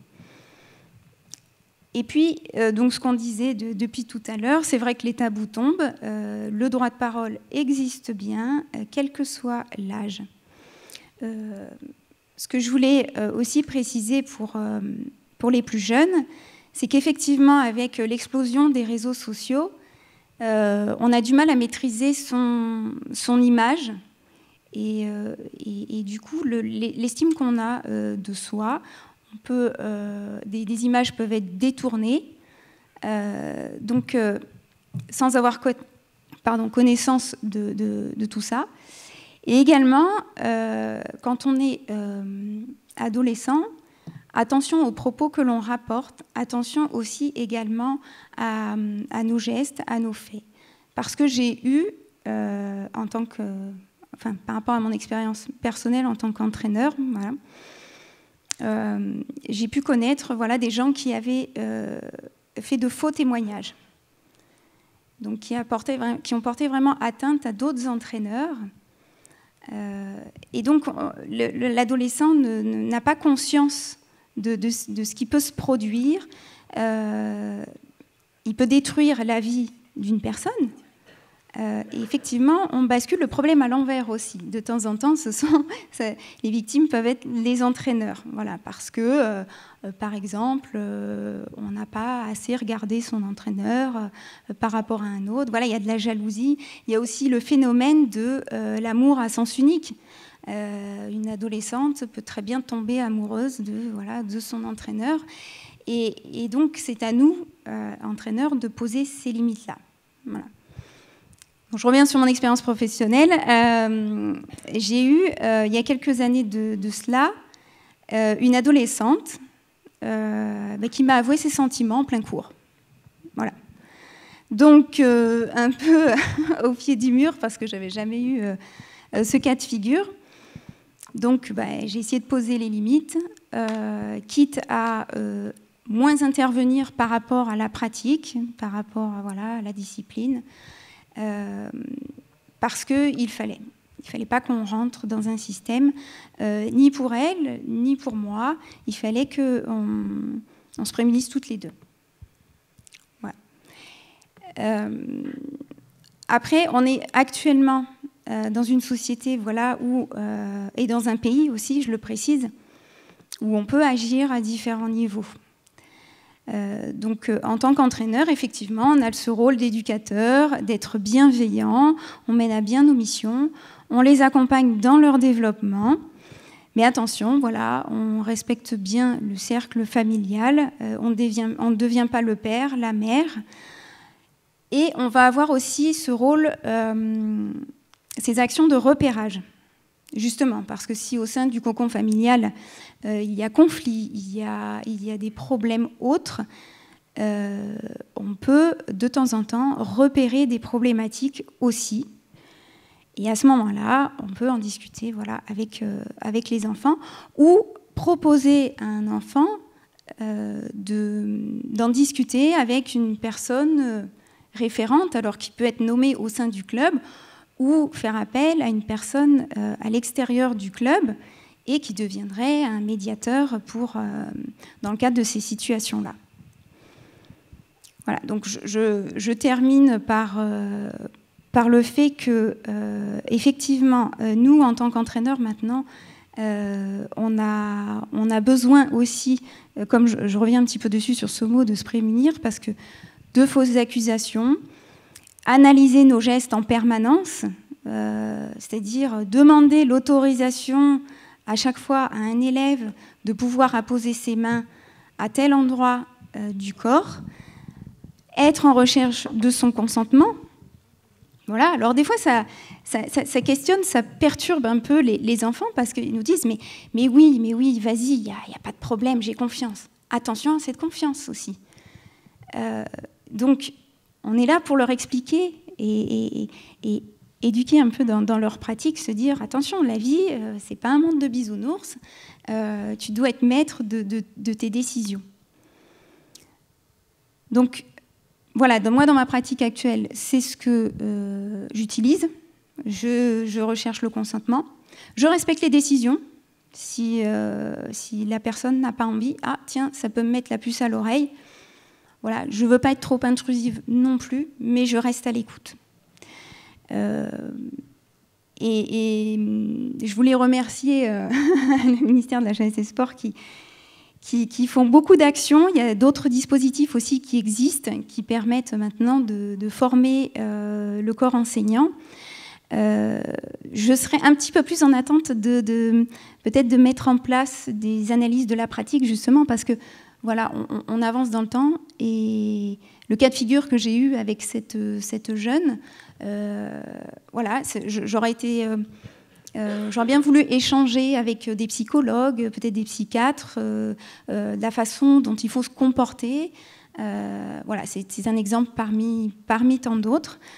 Et donc, le corps enseignant est très demandeur de toutes les formations qui peuvent les aider dans leur pratique et leur relationnel avec les élèves. Merci Géraldine pour ce retour d'expérience très aiguisé. Le ministère en fait suit, donc je pense que le message vient d'être passé. Il faut savoir que le ministère est très très à l'écoute de ça. Il travaille là-dessus. Nous, on a associé l'éducation nationale pour la bonne et simple raison que bien souvent dans ces sections sportives, ce sont des jeunes collégiens qui vont faire du patinage, pour Gap, du VTT, du football, du hockey, et ça, ce sont des jeunes qu'il faut préserver. Il faut préserver y compris les éducateurs sportifs, c'est-à-dire qu'à un moment donné, il ne faut pas être dans la méfiance, ni des jeunes, ni des éducateurs sportifs, c'est qu'il faut trouver un juste équilibre où chacun respecte tout le monde et que le consentement, en fait, soit bidirectionnel. Je vais vous montrer quelques éléments de travail que le ministère a mis en place. Je vais essayer de récupérer la souris.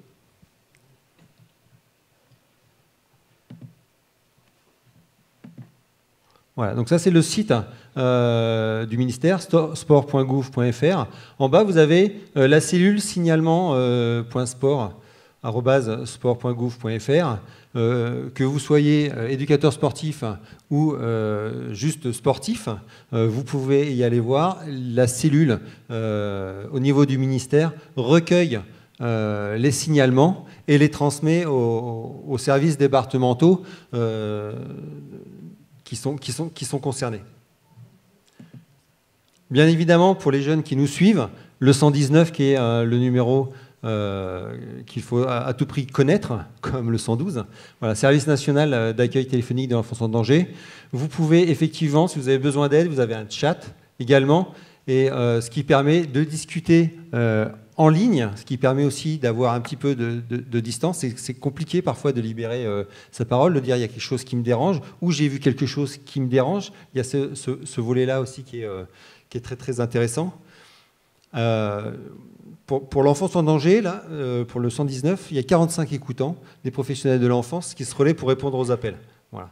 Et quand vous faites le 119, ça apparaît sur aucun relevé téléphonique. Et il y a un respect complet de la confidentialité des appels, et vraiment, il faut le savoir. Il y a également une plateforme d'échange de langue des signes pour les personnes atteintes de handicap. Le ministère a un partenariat avec l'Enfant Bleu. Voilà, quelques chiffres du signalement sport. 89% de signalements sur 655 entre décembre 2019 et 2021. 40% des victimes ont moins de 15 ans au moment des faits. Et 291 mesures interdisant les professionnels mis en cause d'exercer lors des fonctions ont été prises. Ça sont les mesures soit pénales, soit de police administrative. Ça c'est extrêmement important que cette notion de police administrative au niveau des éducateurs sportifs puisse être intégrée et ne pas hésiter effectivement à solliciter le service départemental à la jeunesse, à l'engagement et au sport. Si vous allez sur servicepublic.fr, vous pouvez dialoguer avec la police sur la même logique. Vous avez un petit chat. Ce qui est intéressant, en bas, quitter en urgence et effacer l'historique. Vous rebasculez sur la page d'accueil du service public. L'historique est totalement vierge des messages que vous avez échangés et donc vous gardez cet anonymat. Ça, c'est Colosse au pied d'argile, une association qui a été créée par Sébastien Bouey. Pour ceux qui ne connaissent pas Sébastien Bouey, c'est un rugbyman qui, lorsqu'il était enfant, a été violé par le mari de sa cousine. Et c'est un colosse parce que pour l'avoir rencontré à plusieurs fois, avoir discuté avec lui, c'est vraiment quelqu'un d'impressionnant. Et c'est quelqu'un dans son enfance qui a subi ces violences-là. Voilà. Il n'y a pas un gabarit plus fragile qu'un autre. Il y a juste une cible. Pour revenir un petit peu à cette notion de prédation, du latin pradea, si je ne me trompe pas, c'est la proie. La proie, ça va être l'animal qui va être seul, isolé, malade, le plus faible en fait, le plus faible du groupe. Voilà. Et c'est aussi le butin. Voilà. Il y a une notion de trophée pour les agresseurs sexuels. Sur l'association du Colosse au pied d'argile, vous avez en bas à droite le Stefti Exit. Voilà. Vous cliquez dessus et vous basculez directement sur Google. Voilà. La page Google apparaît. Aucune trace non plus dans l'historique de l'ordinateur. Alors là, c'est une association que j'ai connue l'année dernière, avec qui j'ai beaucoup échangé, l'association Les Papillons. Ils ont Laurent Boyer, qui est le président, donc lui qui est policier de son état, et je sais qu'il est en train de nous regarder également, que je salue. Dans son enfance, lui a subi des violences intrafamiliales. Il a été violé par son frère. Bon, comme quoi, il n'y a pas cette notion d'adulte, homme, femme, et ça peut être dans la cellule intrafamiliale. Il a fait son chemin et il a créé l'association des papillons. Alors l'association des papillons, je vais déplacer un petit peu Mathieu Lacambre pour essayer de voir un petit peu.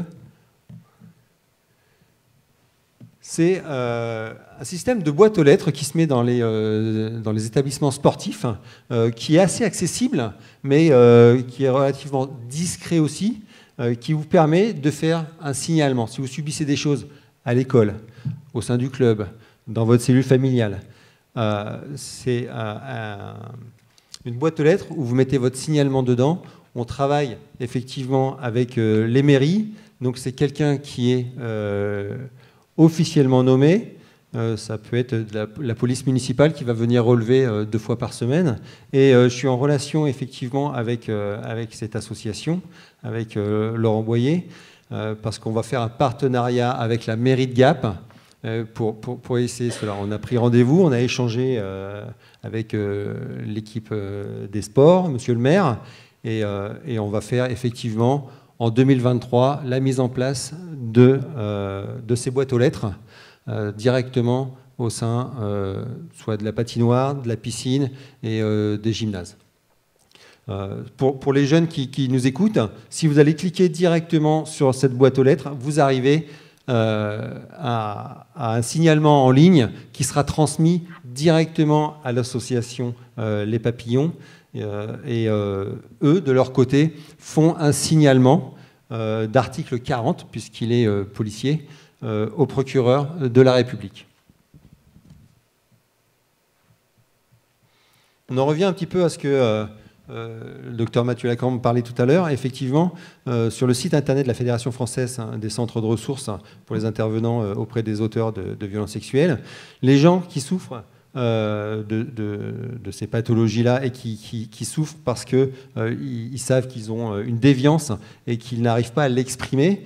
Comme disait le docteur Mathieu Lacambre tout à l'heure, le numéro, il est là. Ne pas hésiter à aller voir sur le site du CRIAVS. Et je pense qu'il y a des informations importantes à en retirer pour chacun. Après, si vous surfez sur le net, il y a ce site internet, hein, Information Violence Sexuelle, où effectivement vous avez l'ensemble de ces notions médicales, juridiques, de prévention, de sensibilisation. Et il est assez complet. Il a été initié par la Fédération française de CRIAVS Île-de-France, si je ne me trompe pas. C'est un dossier Île-de-France. Et il a aussi cette particularité-là, c'est que vous pouvez aussi effectivement demander de l'aide par là. Voilà. C'est-à-dire que ne jamais rester seul, ne jamais rester isolé quand on a une problématique. Et il y a un site internet qui me plaît beaucoup, qui est assez rigolo et qui plaît aussi aux enfants, ce qui permet un petit peu de dédramatiser un petit peu le rapport du corps, le rapport au sexe. Il faut savoir que très jeunes, les enfants, dès l'âge du CM2, accèdent à de la pornographie. Ça, c'est quelque chose qu'il faut vraiment prendre en compte quand vous êtes éducateur sportif. C'est-à-dire que leur développement sexuel, il va se faire avec une base de données d'images violentes qui ne sera pas du tout en adéquation avec la sexualité épanouie qu'ils pourraient avoir. Voilà. Sauf que le référentiel, il est biaisé. C'est pour ça que moi j'invite les jeunes sportifs, sportives, et tous ceux qui suivent le live à aller voir sur ce site parce qu'il est extrêmement bien fait. La prochaine séquence, elle nous a été transmise, et on en a la primeur d'ailleurs, par le ministère des Sports, des Jeux Olympiques et Paralympiques. Donc c'est un petit court-métrage, c'est un outil de prévention qui va être présenté prochainement, le mois prochain, à tous les personnels qui sont référents prévention des violences à caractère sexuel au sein des services départementaux jeunesse, à la jeunesse, à l'engagement et au sport. Et il montre bien cette notion de police administrative et qui dédramatise sur le fait que nous aussi, en tant qu'agent de l'État, on peut recueillir la parole d'un enfant et l'accompagner. C'est-à-dire qu'effectivement, après, une fois qu'il est venu dire, accompagner à certaines choses, nous, on transmet l'information au procureur de la République, on oriente vers des professionnels, mais ça peut être une première porte d'entrée. Donc, je vais vous passer cette vidéo.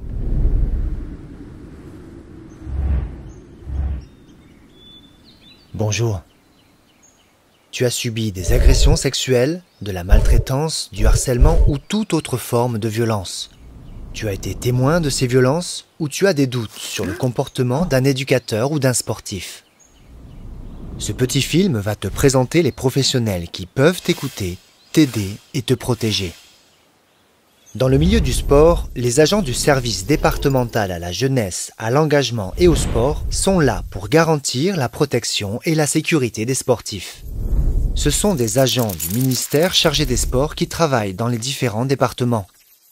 Leur rôle est de s'assurer du comportement adapté des éducateurs sportifs. Si tu as subi des violences, quelles qu'elles soient, tu peux leur écrire ou les appeler.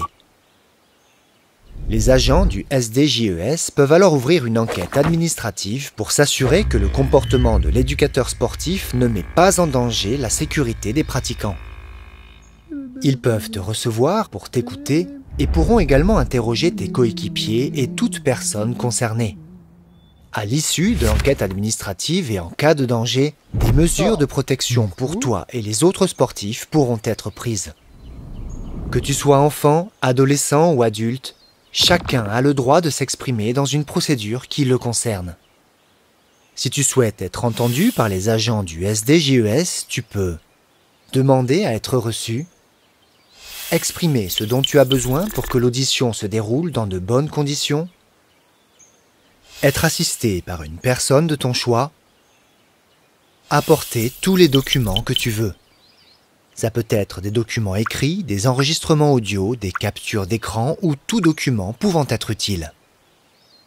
En parallèle, sache que d'autres professionnels peuvent aussi te conseiller et t'aider.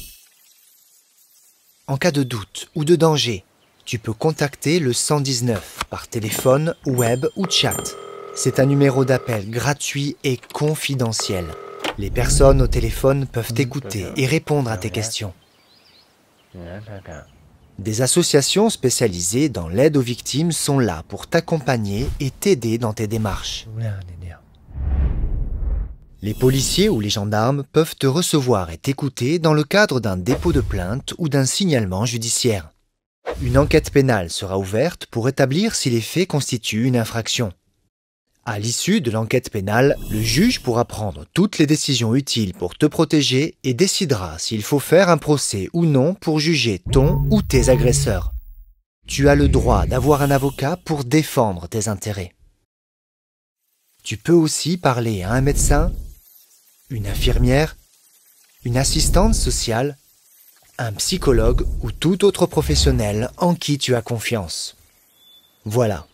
Et n'oublie pas que le plus important pour toi, c'est de pouvoir parler de ce qu'il t'est arrivé et de ne pas garder ça pour toi. Parler, te confier, ce n'est ni trahir ni juger.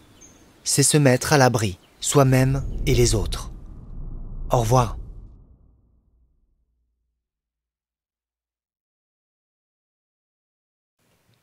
Voilà le projet que le ministère m'a envoyé. Je les remercie parce que je sais qu'on a été en contact dernièrement sur ces volets-là et très très régulièrement, et qu'il y a des choses qui se mettent en place de formation.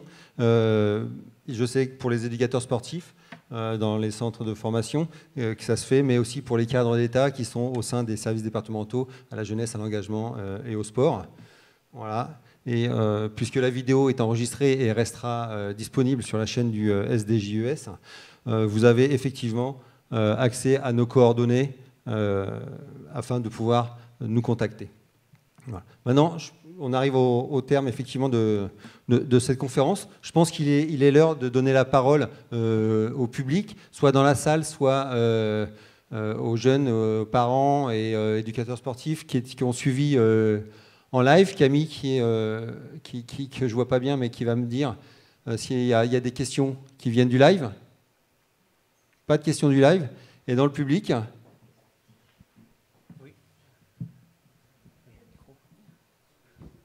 Oui, bonjour. Moi, c'est pas du tout une question, c'est juste pour une information. Je suis Mylène Armando, coordinatrice de l'association Enfants en danger à Gap.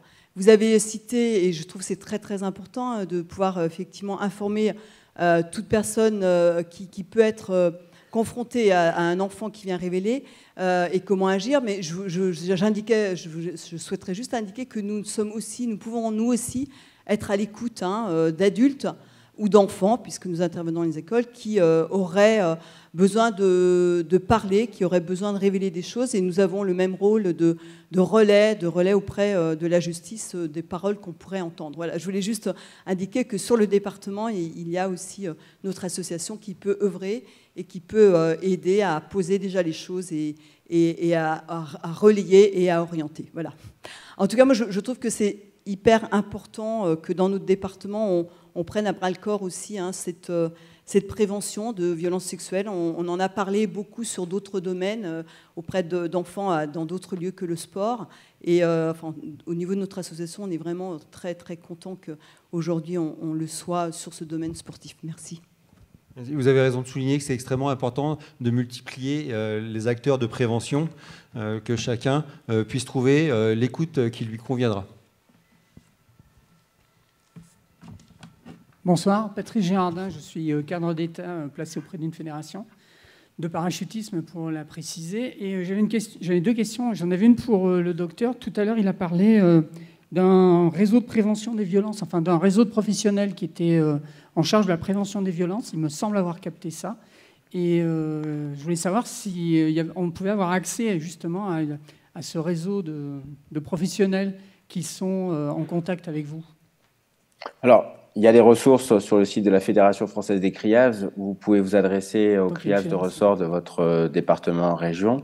Et ensuite, nous proposons des ressources qui sont disponibles à tous les professionnels qui interviennent auprès de mineurs âgés entre 5 et 18 ans. Donc, moi, j'ai exposé celui qu'on a créé depuis une dizaine d'années sur le CHU de Montpellier. Il y en a plein d'associations. Et dans le projet que nous proposons, il s'agit de constituer une communauté d'acteurs de prévention. Il y a un système où on est formé à l'utilisation de la boîte et puis ensuite on peut participer à des sessions d'intervisio et ensuite il y a des systèmes de recyclage et il y a une dynamique avec un maillage. C'est un peu l'envers justement de ce qui se joue, ce qui se passe sur les réseaux sociaux, sur Internet, du côté des ados qui sont un peu isolés.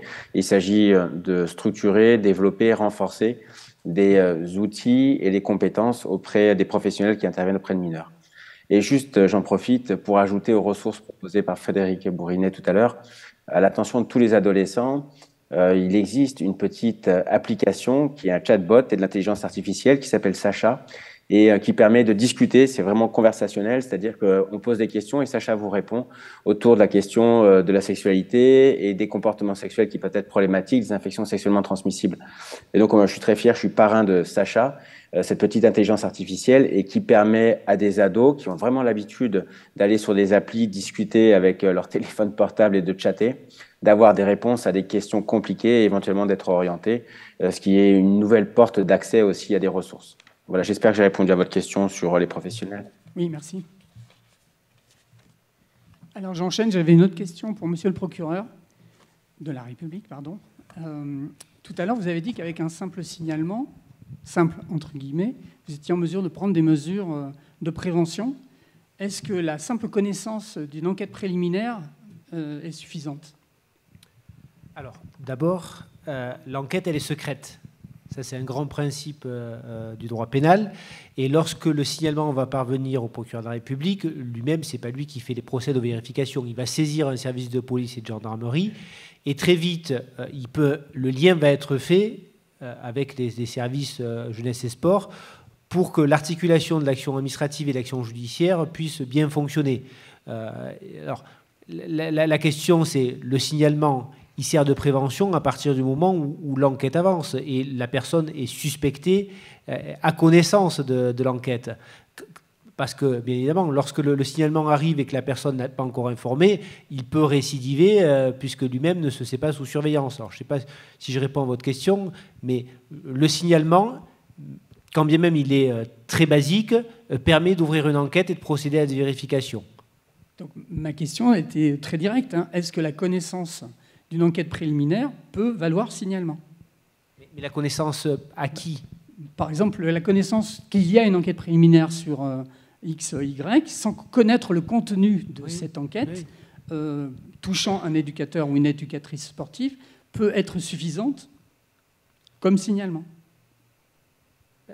Disons que le signalement permet d'ouvrir l'enquête et l'enquête permet, à mon sens, de prévenir aussi d'autres comportements à la fois de l'auteur, mais également d'autres personnes qui pourraient commettre le même comportement dans la même sphère d'activité. En fait, la situation, c'est qu'on peut être mis en face de situations, d'avoir la connaissance de faits qui sont extra-sportifs, qui n'arrivent pas que dans le milieu où il y a des enfants, qui arrivent entre adultes, qui, la plupart du temps, dans le milieu sportif, se passe pendant la troisième mi-temps, par exemple, qui se passe dans un autre cadre, mais où, quand on a la connaissance d'un éducateur, d'une éducatrice sportive qui est un peu sortie du sentier, on sait qu'aujourd'hui, ça peut se produire aussi dans le milieu du sport. Donc, à partir du moment où on a cette connaissance-là et qu'on sait qu'il y a une enquête préliminaire sur des faits qui n'ont pas lieu dans le monde du sport, est-ce que c'est suffisant pour pouvoir faire un signalement ? Si vous avez connaissance de l'enquête préliminaire qui porte déjà sur des faits dont vous avez connaissance, il n'y a pas d'utilité à surinformer le procureur de la République. Par contre, si en complément, vous avez des informations dont le procureur n'est pas saisi, une nouvelle enquête peut être ouverte pour des faits à la fois dans la sphère de votre activité et dans la sphère personnelle dont l'information est arrivée jusqu'à vous. En réalité, il faut pas se brider, c'est-à-dire que le sport, c'est aussi, on l'a dit, un endroit où va se révéler des infractions qui sont commises dans la famille, par exemple. Et votre devoir, c'est aussi de les révéler. Merci. Une question ? Bonjour, je suis Nathalie Forbrac, je suis sophrologue, élue, membre de Colosse au pied d'argile et victime d'agressions sexuelles dans le sport. J'aurais plein de questions à vous poser, mais je me contenterai d'une qui portera sur le sujet de l'honorabilité.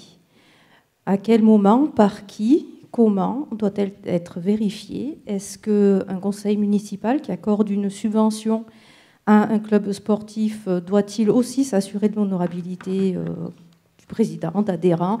Enfin, où ça commence et où ça finit? Alors, cette question de l'honorabilité est extrêmement intéressante puisque l'honorabilité, elle était à l'origine uniquement dédiée aux éducateurs sportifs professionnels. Voilà. C'est-à-dire qu'ils exercent contre rémunération. Et c'était un petit peu l'angle mort du ministère.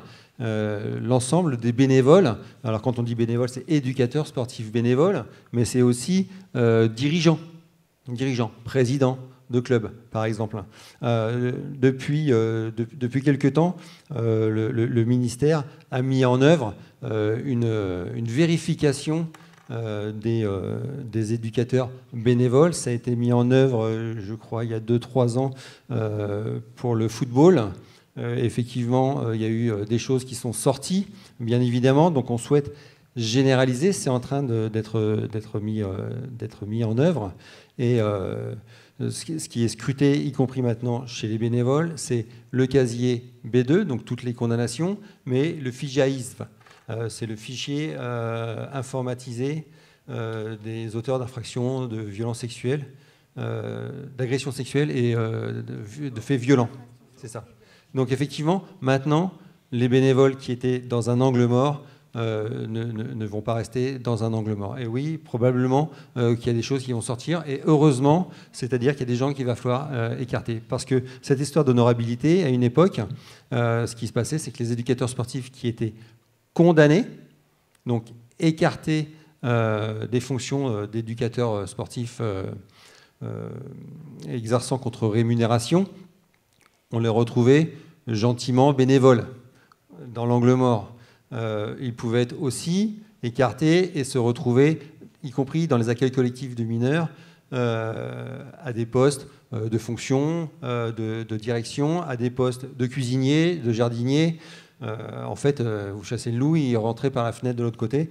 Maintenant, puisque ça fait partie aussi de l'enquête administrative, pour rebondir un petit peu là-dessus, dans le sport, quand on prend des décisions, un arrêté d'interdiction envers un éducateur sportif, il est aussi scanné sur la partie animation. Il ne peut plus être en contact avec les jeunes. Ça peut être temporaire et ça peut être aussi définitive. Je vais faire un petit aparté sur l'enquête pénale et l'enquête administrative. Ce sont deux choses qui sont bien distinctes, hein, comme je rappelais tout à l'heure. L'enquête pénale, elle prend effectivement les faits passés et de réparation, et l'enquête administrative prend en compte effectivement la protection des usagers. Donc c'est le futur en fait qu'elle va essayer de préserver. Ces deux enquêtes sont indépendantes. Ça ne veut pas dire qu'avec monsieur le procureur, on n'échange pas. Bien sûr que si, on échange, mais il n'y a pas d'interaction. Voilà, ce sont deux enquêtes qui sont totalement indépendantes. Elles sont indépendantes, mais je suppose, vous avez, si c'est révélé qu'à votre niveau administratif et que rien n'a été fait et qu'on n'est pas au-delà de la prescription, je suppose qu'il y a quand même ce lien de votre part de transmission. Oui, on échange. Avec les services de la justice, avec monsieur le procureur, on a effectivement un éducateur dans le scope. Si les faits sont avérés, on fait un signalement. Par contre, chacun va faire son travail de son côté. Voilà, il ne va pas y avoir de mélange de genres. Juste par rapport à la différence, en effet, entre l'enquête administrative et l'enquête judiciaire, ça n'a pas le même objet. L'enquête judiciaire est là pour, à un moment, caractériser une infraction pour éventuellement amener une sanction pénale. Et c'est pour ça aussi qu'en tant qu'avocat, on y a aussi accès à l'enquête pénale, puisque l'enquête pénale et l'instruction sont deux choses différentes. En lien avec le procureur, puisque c'est des choses qu'on peut demander. Alors que l'enquête administrative, il faut le savoir aussi, la personne, je voyais dans le cadre du film là, du ministère des Sports, elle peut être aussi accompagnée d'un conseil juridique au cours de l'enquête administrative. Alors, on n'y a pas accès, et l'objet est plutôt préventif dans le cadre de l'enquête administrative, mais il y a aussi cet accompagnement-là par un conseil juridique qui est possible. Précision. Est-ce que vous avez une question supplémentaire? Oui, s'il vous plaît. Je suis Christelle Chapa, je suis directrice d'école et je suis également victime d'agressions sexuelles dans ma jeunesse. Et c'est vrai que c'est quelque chose que je n'aurais pas pensé à dire aujourd'hui, mais la honte, bizarrement, je ne sais pas si elle a changé de côté, je ne suis pas sûre qu'elle soit du côté de l'auteur, mais en tout cas, elle n'est plus du mien. Donc c'est important pour moi de vous le dire. Et j'ai une question pour le médecin. J'ai cru comprendre, et c'est-à-dire que tout auteur d'actes tels que les agressions sexuelles souffre de pathologie. Je suis désolé, la réponse est non. Donc il y a des gens, j'allais dire, sains de corps et d'esprit qui pratiquent ce genre de... qui ont ce genre de pratique. C'est ça? Alors, quand vous évoquez une pratique, ça renvoie à quelque chose de chronique, habituel, au sens de conduite ou de comportement. Et si on est dans la répétition compulsive, ça renvoie peut-être à de la pathologie, à du trouble. En tout cas, malheureusement, toutes les violences, et y compris les violences sexuelles, ne relèvent pas de quelque chose de symptomatique ou d'un trouble psychiatrique. Les humains sont assez facilement violents et parfois même dangereux. Et par exemple, dans le modèle de l'inceste, on est sur des violences sexuelles qui sont horribles, destructrices, mais qui relèvent plus d'un modèle anthropologique que d'un modèle psychiatrique. Donc je suis sincèrement désolé, toutes les violences ne sont pas le fait de malades mentaux. Et je travaille en prison depuis 30 ans. Je peux témoigner aussi du fait qu'il y a beaucoup de gens incarcérés, beaucoup de gens en souffrance, et il y a des personnes qui vont exercer des violences sans que ça relève, pour l'instant, dans nos classifications et nos référentiels, d'un trouble psychiatrique. D'accord. Et du coup, me permet une autre question. À Monsieur le procureur de la République, je voulais savoir combien de dépôts de plainte pour agression sexuelle, viol, etc., aboutissent à une condamnation de l'auteur? Alors, il y a des statistiques nationales et départementales, donc c'est assez difficile de répondre précisément, mais en gros, il y a moins de la moitié des dossiers qui se traduisent par une condamnation de l'auteur. Voilà, donc déjà, en part, ça vous donne un peu une idée. Ça donne peut-être aussi une idée pourquoi la parole ne se libère pas. C'est parce qu'avant de pouvoir en parler, il faut faire son chemin. Et une fois qu'on en parle, souvent, on nous dit de nous taire en retour. Donc, enfin, on est entendu, mais ça va pas souvent jusqu'au bout, tel que vous nous le présentez. Mais en tous les cas, il y a parfois des obstacles qui sont juridiques. C'est la prescription. Ça, malheureusement... je ne peux rien y faire. À partir du moment où les faits sont prescrits, c'est la loi. Sinon, il faut encore la changer. Mais vous avez vu qu'on est déjà allé jusqu'à 30 ans, ce qui est déjà beaucoup. Et après, il y a l'impossibilité de caractériser l'infraction. Mais ça, c'est valable en matière d'infraction sexuelle comme en matière de violence intrafamiliale ou conjugale. L'infraction qui a lieu dans la sphère privée en l'absence de témoins, elle est difficile à caractériser. Et comme elle est révélée souvent très tard, on n'arrive pas à la caractériser. En matière de viol, par exemple, si vous déposez plainte le lendemain des faits et qu'il y a eu un rapport sexuel non protégé, on vous envoie voir un gynécologue, on fait une expertise, on peut faire des prélèvements, on a du contact de l'ADN. Lorsque c'est 10 ans après, quel est le moyen de prouver, quoi? C'est une vraie difficulté. Je crois qu'effectivement, la conférence arrive à son terme. Et si j'avais une conclusion à donner là-dessus, je pense que cette notion de prévention primaire, d'informer les gens, les jeunes et les enfants, les sportifs et les sportives, de dire la première chose, c'est d'apprendre de comment on peut se protéger. Ne jamais rester isolé, toujours en parler. Voilà, ça serait, à mon avis, le mot de la fin. Je voulais, en conclusion, effectivement, vous remercier tous de votre présence. Je voulais remercier individuellement Géraldine Zoulini-Contesti de son témoignage touchant. C'est extrêmement important d'avoir aussi ce retour d'expérience d'enfants et puis d'entraîneurs, cette relation entraîneur. Je voulais remercier aussi Maître Cécile Forbrac d'avoir accepté, puisque quand je lui ai posé la question, la réponse, d'ailleurs pour chacun des invités, a été immédiate, ce qui m'a facilité beaucoup le travail.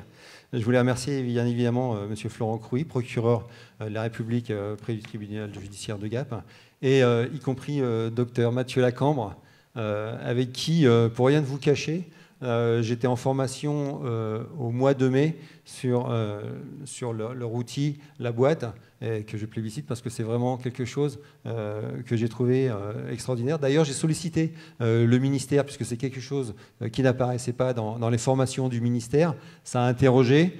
Mais comme il avait déjà été identifié au sein du ministère, j'ai eu la chance, grâce au ministère, à suivre cette formation. Donc, Mathieu Lacan, merci beaucoup de votre intervention. Je voulais remercier aussi le GDOS, le comité départemental olympique et sportif des Hautes-Alpes, d'avoir participé à la mise en œuvre, à la bonne mise en œuvre de cette conférence avec ses personnels, le ministère des Sports, des Jeux olympiques et paralympiques, pour avoir échangé ces derniers jours intensément sur ces violences et de mettre l'accent sur les enquêtes administratives qui sont quelque chose qui sont très très peu connus des éducateurs sportifs.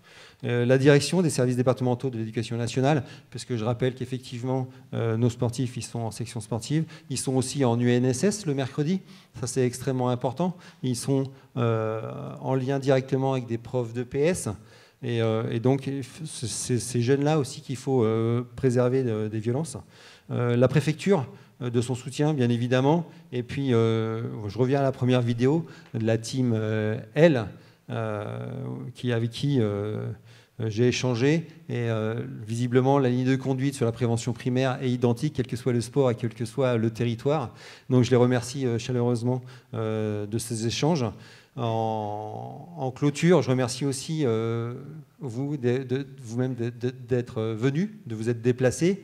Je sais que parfois c'est compliqué entre les charges familiales et professionnelles. Et puis je remercie aussi tous les gens qui sont loin et qui nous suivent en distanciel via le live. Voilà, les jeunes.